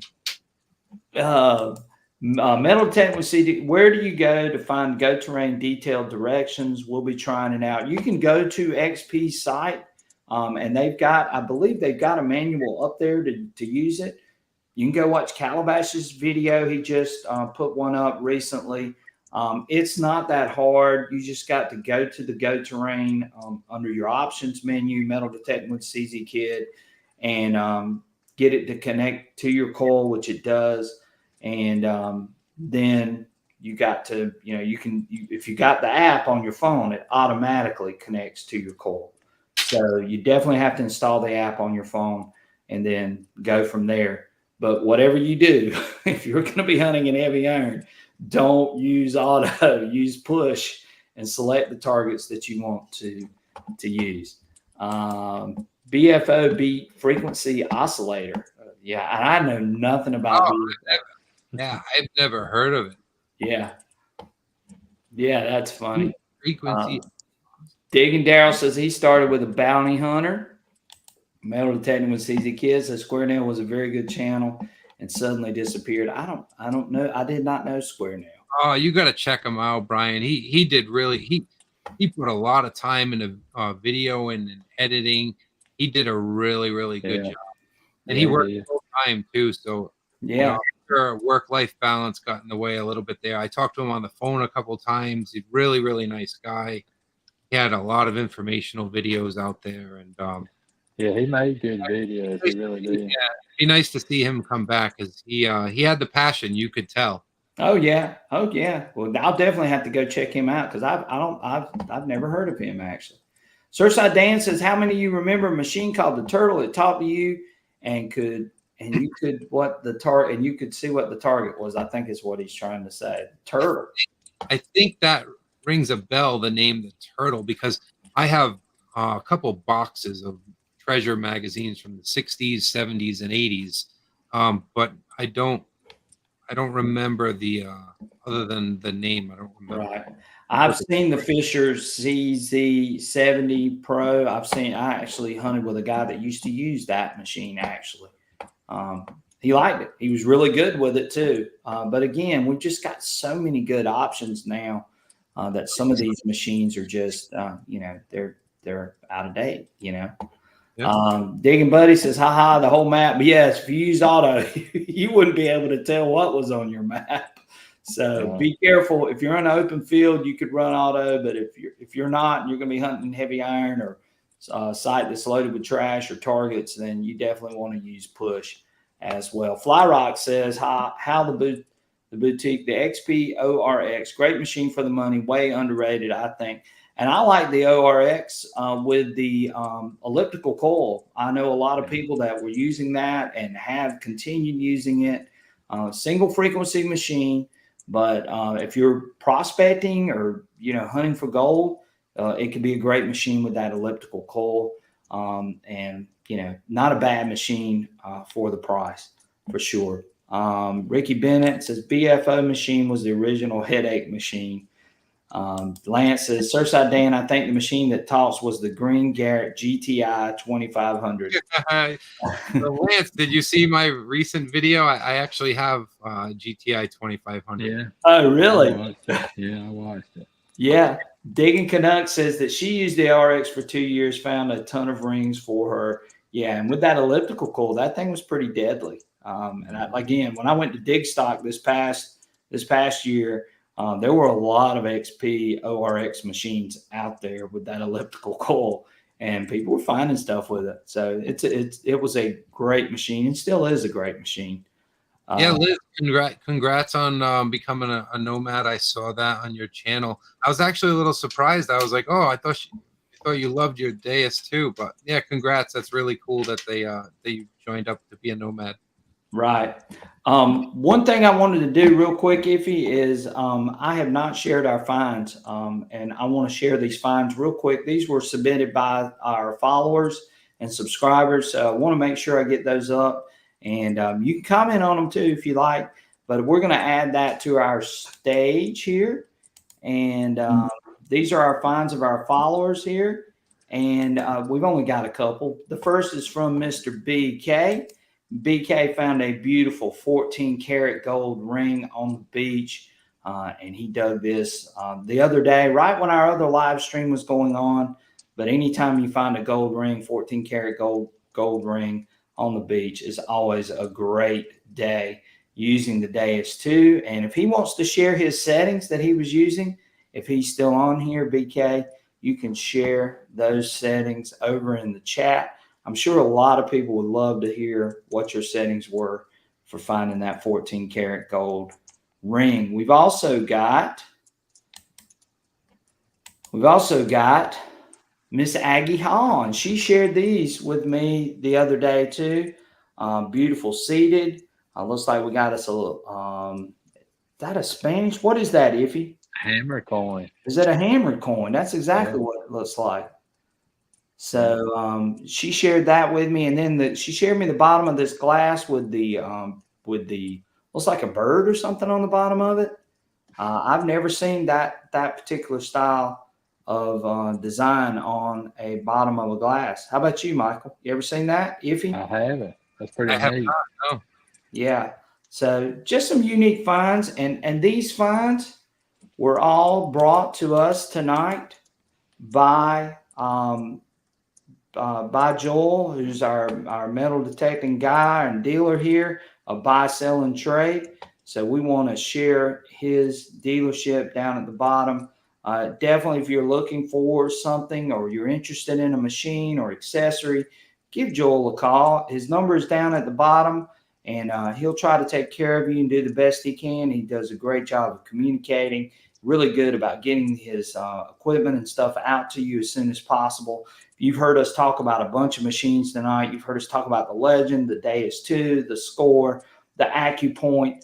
We've been all over the place, but Joel would be a good person to pick up some of that stuff from. So definitely give him a shout, give him a try. I promise you, you won't regret it. He is a awesome, awesome guy to deal with. And Aggie is on here right now, and we're going to put us back up here, guys. Aggie said those were all found in England except for the seated. Yeah, I was wondering because I knew the other one looked like a hammered coin.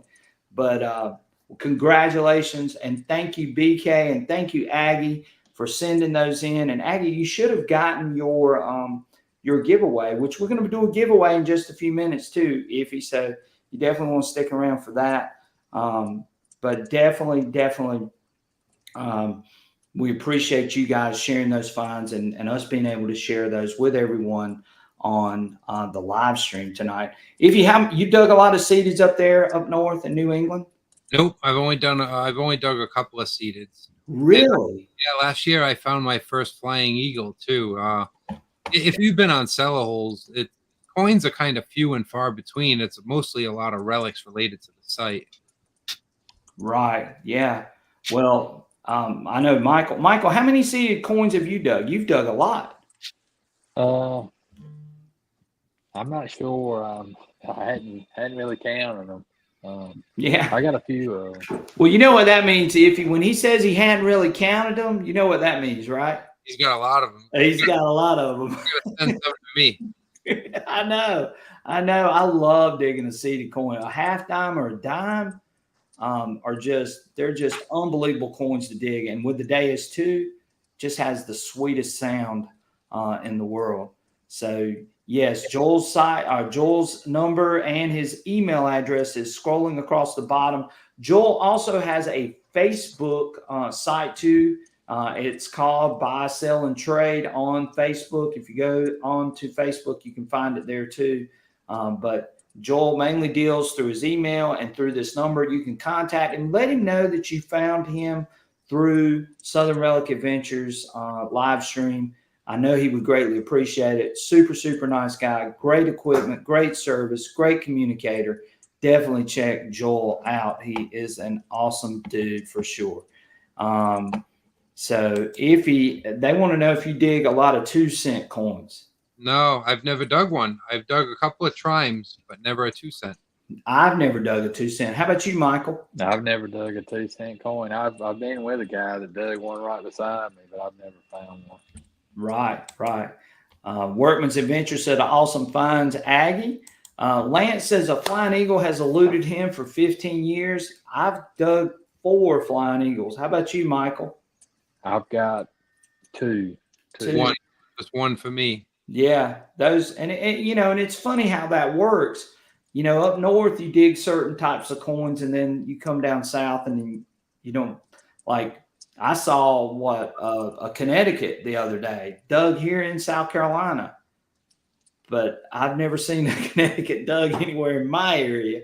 So, how about you, Iffy? Connecticut? I've dug a couple of Connecticut coppers. Yep. Oh wow, I would love to dig one of those. Those are pretty popular up here. Right. Yep. Yeah. So I'm only one state away. So. Yeah. My BK says his last seeded was a half dime while detecting with Calabash. So there you go. Calabash will put you on a seeded coin for sure. Let's see. DC Diggins has got a 2 cent, but no seeded. Wow. And Lance says, but I got 2 half dimes out of the same hole. Well, Lance, that's pretty dang good. I've never dug a half dime either.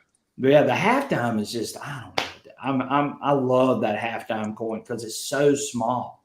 I dug here a cartwheel penny, which a lot of people in the U.S. don't dig. And when I found it, I had no idea what I found.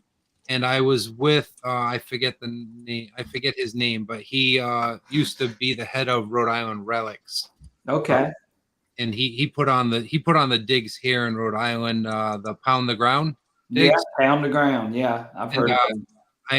I was with my father and I dug it, and I'm like, "What is this big bastard?" I didn't know 4 ounces of copper. So I ended up meeting him at a restaurant, and he didn't know what it was either. And it's in good shape.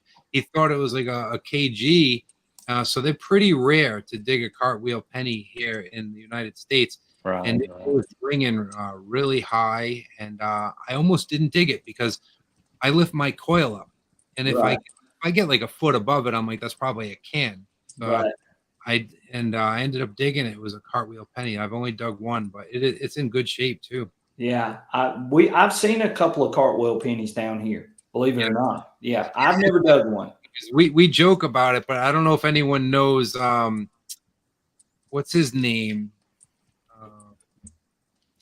I forget. He's in Spain. He's always posting. I forget his name, but he always jokes about me in the video. Yeah, whenever I post a hunting video, because I mostly do test videos. If I'm out hunting, and I'm out hunting all the time, but unless I find a few things that are really good, then I'll record it, put up a video. But he jokes with me on the phone because he'll call me on the Facebook Messenger, and to me, finding something that's a couple 100 years old is a huge deal. But to him, he jokes about it and laughs because he finds things 2,000 years old. You know? Yeah, I know. They think what we find is just like, oh, that's nothing. He's digging coins, before Christ. And I'm freaking out about a croto bell. I get that all the time. These people from the people from overseas, Europeans and so on. Whenever I show a flat button, it's like, oh my, you're showing a flat. I take that and throw that in the trash.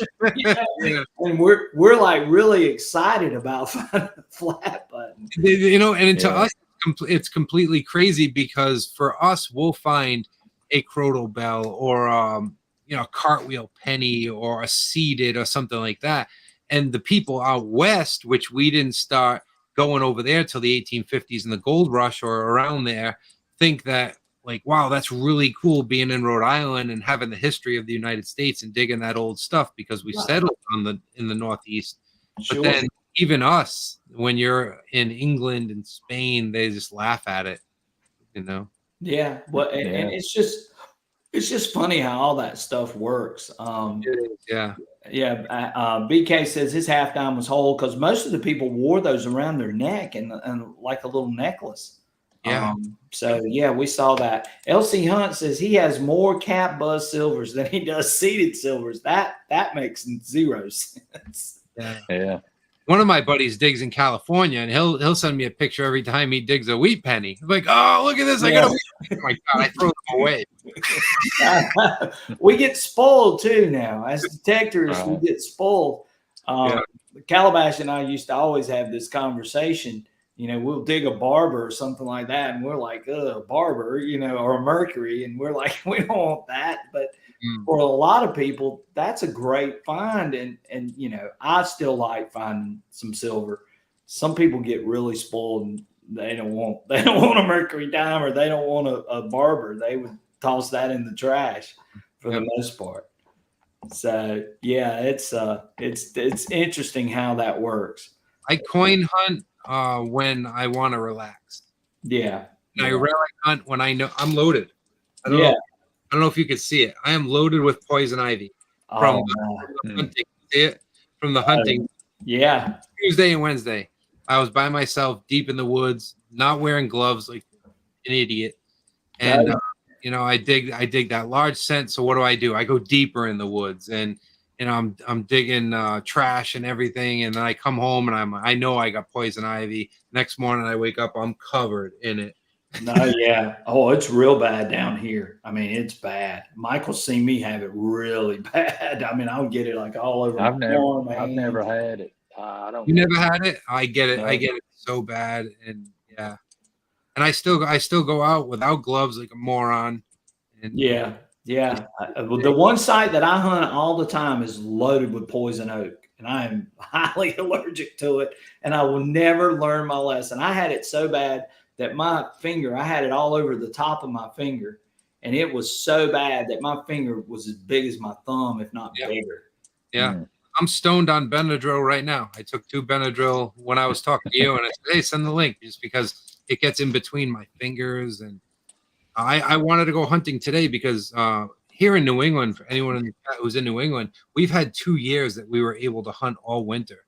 So every day that I'm not working, I'm on vacation this week. Every day that I'm not working, I was like, the ground is not frozen. I have got to get out and dig.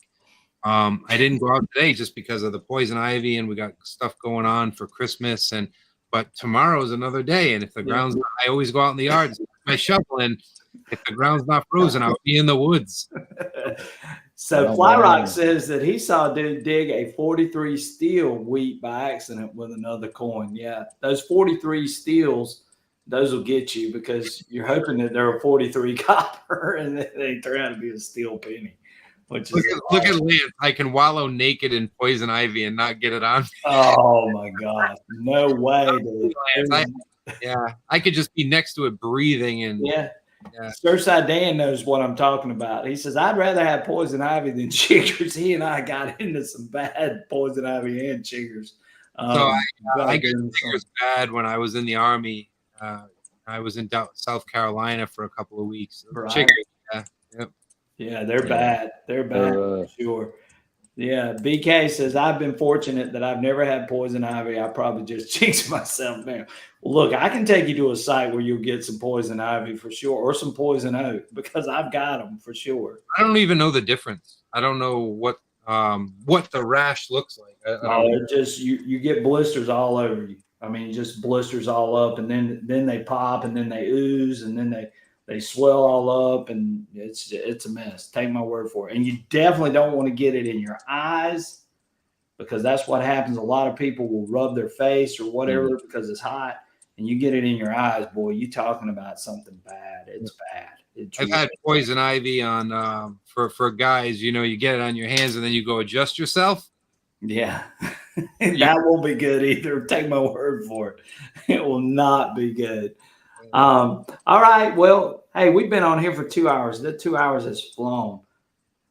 So hanging out with you guys. Thank you. Yeah, look, we appreciate you coming on. I mean, it was a lot of great information that was shared tonight. Guys, hit that like button for me again. This helps out with that algorithm. It helps out with the channel. We do have a giveaway tonight, so we are going to do our giveaway. If you want to stick around for this, we're gonna do our giveaway in just a second. And XP has been generous enough to send us some of these giveaway prizes and things, so we're going to be doing that.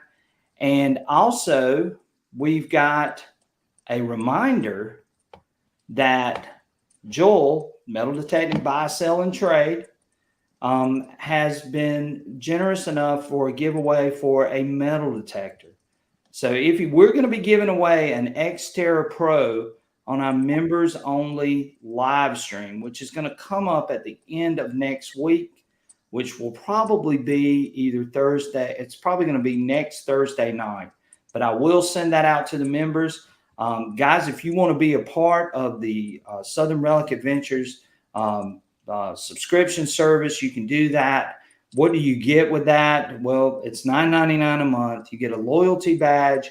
We do one live stream where we actually talk some great information. We share some things with you guys. You get a loyalty badge, and we do some special giveaways for that live stream. So if you haven't joined and you're interested in it and you want to get in on that drawing, you definitely want to get signed up for our membership. And there it is below. The True Relic Hunter level at $9.99. You get loyalty badges, members only access to an exclusive monthly live stream with giveaways. You can find the join button at the bottom of the screen. And we would love for you to sign up and get your name in for the drawing for a new Xterra Pro that we are going to be giving away next Thursday night. So that's pretty good, isn't it, Iffy? We're going to be giving away a machine. Yeah, that's awesome. Yeah, so I think we've got 10 members or close to 10 members in that. And again, we appreciate Joel donating that to us. He's a great guy. Please go and support him. And I'm going to put his thing back up again down at the bottom. If you're interested in a machine, give Joel a shot and give him a call or email him. The information is down there at the bottom of the screen, and Joel will help you out. He's been really good to Michael and I, and we really appreciate him. He's out in Nevada. He's a hardworking guy, too. I know that. I've talked to him a couple of times. Michael knows him. He's known him for a lot longer than I have, but I've enjoyed talking with him, and I know how good he is at getting stuff out to his customers. So give him a shot. Go check out his Facebook group that he has. It's called Buy, Sell, and Trade USA, and it's got used metal detectors. If he's got a used machine, he can work you a deal or something like that. He'll try his best to make it work for you. So definitely check Joel out. So tonight, we're going to do our giveaway, and we're going to be giving away. Let's see if I can pull this up. We're going to be giving away a knife. If you ever seen a knife from XP? No, I don't think so. So XP has been generous enough to send us a beautiful XP knife. Wow, that's cool. With a wooden handle. Super, super nice knife. And I don't want to cut myself here. There you go. Yeah, that's nice. Yeah, it's really nice. And we're going to be giving this knife away tonight as a giveaway. What else you giving? You got any coils? No coils.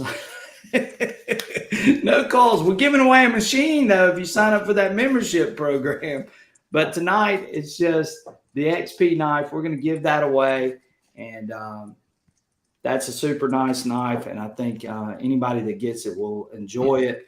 So that's going to be what we're going to be giving away tonight. And because we had Iffy on here with us, and we appreciate him being on here, don't we, Michael? Yeah, we sure He made do. the time fly by. Yeah. All right, so we're going to share this. And if you are interested in a knife, it's going to be #Iffy. Get your name in right now to get a knife. #Iffy. I got to put my name in there for that. Yeah, put your name in there, Iffy. Let's see what happens here. #Iffy tonight. We appreciate each and every one of you being here tonight. We got 44 people in here. That's one thing I can't see on the screen is how many people are in here. Yeah, we've been consistently over 40 tonight, which is really good. Nice. And again, this will be on replay, so people can go back and watch if you missed something.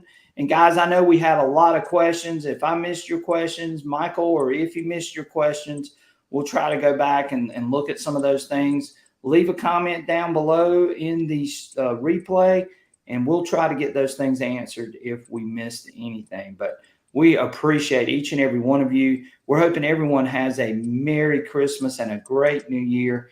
And again, we will be doing our members only live stream next Thursday night for you guys that are subscribed to the membership. If you're not subscribed to the membership, then you definitely want to get in on this, because we're going to be giving away a machine. The information's down at the bottom. Hit the join button. You can join and sign up for $9.99 a month. And that gives you access to a couple of nice little perks. And you get a loyalty badge saying how long you've been a member or a subscriber to the membership channel. And you can sign up for the true Relic Hunter level for that membership. So definitely check us out. Get your name in for the machine. Even if you only stay for a month, at least you'd be in for a machine for $10. Get an Xterra Pro. That's a pretty good deal, isn't it, Michael? Yeah, it really is. What do you think, Iffy? Free machine? Definitely. Yep. That's awesome. For $10, you sign up for a membership, $10, and you get a free machine. So not bad at all. We got 28 entries. I'm going to give a couple of more minutes here. If any other thing you'd like to share with anybody tonight before we sign out of here? No, I want to say hi to Ohio Fred, because usually when I post a video, no matter what it's about, he is right in there saying thanks for the information. Yeah. Ohio Fred is a great supporter. Have a great Christmas, Fred. Yep. Let me tell you, Iffy, and I know you've been on here before, but the people that we have in this group and on this channel are just super, super, super great guys. They'll do anything, and they know a lot, and they share information. And again, we've got a super and amazing group. Thank you, Fly Rock, for donating that $1.99 super sticker. Fly Rock, we appreciate you. Again, everything that's donated as far as super stickers and super chat goes straight back into the channel.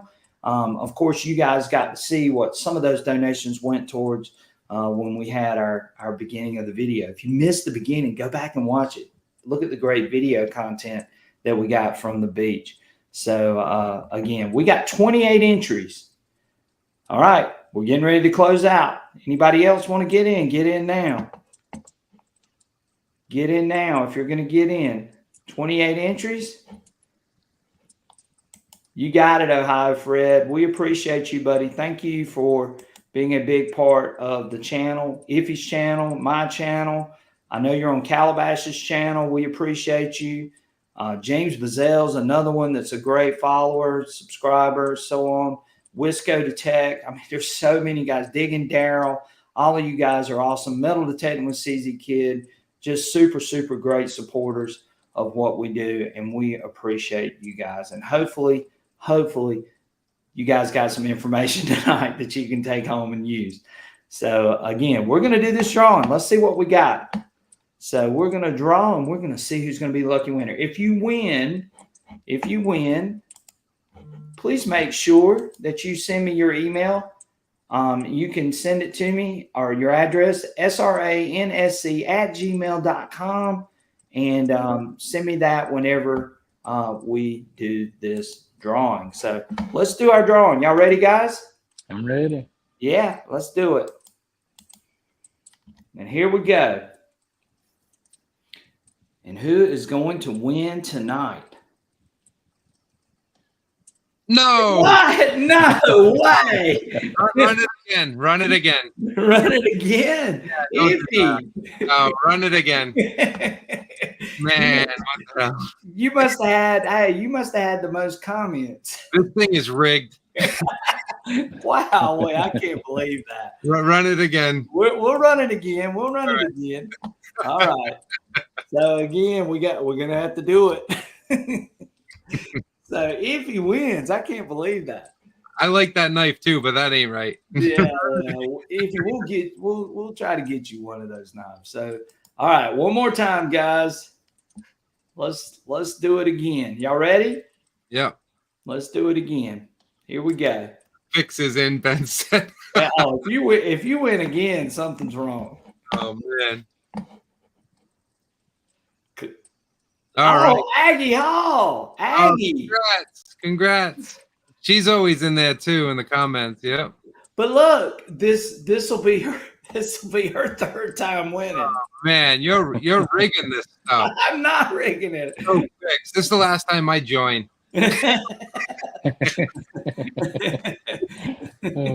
That's so funny. Congrats. Yes. So she's got an X. I think she got a Deus 2 shirt. And what else? She won something before that too. What was the other thing, Michael? She can tell us. Look, she says, give it to Surfside Dan. Dan. Okay. Yes, we can do that.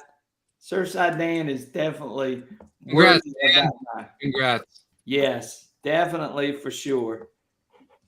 Yeah, she won the hat. Yeah, so she got a hat and a shirt. She's already won. So that is awesome. Well, that is great. Aggie is always on here. Fly Rock is in here, and he has donated some more to us. Fly Rock, we appreciate you so much, and we appreciate everything that you do. Again, check out Joel. Again, you will not be disappointed in the service that he provides. He is a super, super nice guy and big supporter of our channel. And he can get you hooked up with any equipment, anything that you need. Give Joel a shot. His number's down below. You can send him an email at libelt1@gmail.com. And I can take care of Dan as far as the knife goes. So, Surfside Dan, congratulations. There he is. And we appreciate Dan as well. Dan is also a good friend of mine. So, always super excited when somebody I know all of you, but somebody I know personally wins something. So definitely good. Yeah. Heavy Metal that says, keep talking to Fly Rocks. Yes, we appreciate Fly Rock. Again, if you have not hit the like button, please do that before you leave. We would appreciate that, as that helps out with the algorithm, helps the channel, keeps us going. We appreciate Iffy being on here tonight. We appreciate Michael. Michael, you haven't said much tonight. What you want to join? I've been listening. I've been learning a lot from you. You've been learning. I learned a lot from Iffy tonight. Much. I talked. No, you did great, man. We really, really appreciate you being here tonight. Again, it is what I put up on the channel. I put up that, we were going to be talking about relic programs and beach programs for the XP Deus 2 and the Legend, which is what we did. We got around to it. Guys, stay tuned. I've got a video coming. I am going to go through the Legend, show you some of the settings that I was using with the Legend on the beach, which I sort of talked about tonight. We've got some great video content. You're going to get to see the beach and so on. So look forward to putting that video out. If anything big coming up for you or anything you want to share before we leave tonight? Nope, that's it. Just Merry Christmas, everyone. Right. Any videos coming out soon, Iffy? No, I don't have anything planned right now. Anything with that score or anything else that you're going to show with that people can get in on? So right now with the holidays, I'm hoping there's an update on the score and double score, but I'm not too sure. Right now, right now is with the holidays, the companies are kind of holding off. Okay. All right. France for XP, it's a big holiday. In Australia, it's a big holiday. So right. And guys, if you don't follow Iffy, go check out his channel, Iffy Signals, on YouTube. He does an excellent job. He does tutorials. He does a lot of testing, mainly a lot of testing. But if you want to learn more about any of these machines, the Manicore, the Equinox, the Legend, the XP Day is too, then Iffy does a great job of showing that. And a great friend of mine, I communicate with him too, as Michael does as well. And when I've got a question about some of these things, I always end up going to Iffy on some things too. So always super excited when Iffy decides he wants to come on and share some of his great knowledge. And we appreciate him so much for being here tonight. And we appreciate Michael being here tonight. And we hope everyone has a very Merry Christmas. You have a great rest of your weekend, rest of your week. Stay tuned. Come back and see us on Thursday night if you're a subscriber to the membership channel. Get in for that drawing for that machine that is being donated by Flyrock, which you see he just donated money for the channel. And so, again, come and join that. If you want, of course, anybody that wants to send me their funds, I see a couple of you asking me about that. It's sransc@gmail.com. If you want to send me your funds, be glad to put those up on our next live stream. We may do one Friday, but it may not be till Saturday next week. I hate to say that, but we got a lot going. I got a lot going on Friday of next week. But again, we will have a live stream. We're going to have one for members, and then our regular live stream will be next weekend, either Friday or Saturday. So stay tuned for that. And that's it. I've got some great places I'm going to be hunting. Michael's getting ready to head out to Wisconsin. So you guys in Wisconsin, y'all getting ready to get Michael, NC Relic Hunter. But I've been trying to get him to go metal detecting. Iffy, what do you think? Michael should go metal detecting in Wisconsin, right? Yeah, definitely. Set it up. Yeah. He's got all these Wisconsin guys on here right now. That'd right? be great. Yeah, they'll probably meet you up, Michael, and you can go take your metal detector while those guys are out hunting. All right. There we go. Metal detector. Right there. He said, all right, Michael. Yeah, all right, Michael. There you go. Metal detector Northwestern Wisconsin said he'll get you hooked up. Wisco Detect says he'll hook you up. I know. Yeah. And Damian Thorne says we should block Aggie on Thursday. She's not allowed to win anymore. So Flyrock says Merry Christmas. Merry Christmas to Joel. Hit Joel up again. I know we've talked about his dealership a lot tonight. And again, I can't thank him enough for getting me an Equinox and sending that to me. And go support Joel because he's a super fantastic guy. His information's down at the bottom. Just give him a shout. Hook yourself up with a great new machine for Christmas. And we talked about a lot of good ones tonight, guys. We sure did. So I appreciate you guys. Any last words before we head out? Merry Christmas, guys. Sign it off. Yep. Merry Christmas. Thank you. All right. Thank you, Iffy. Thank you, Michael. We appreciate you guys. Y'all take care. Have a great rest of your week, and we'll catch you on our next adventure. We'll see you guys. Take care. Thank you guys for being here tonight. Thanks a lot.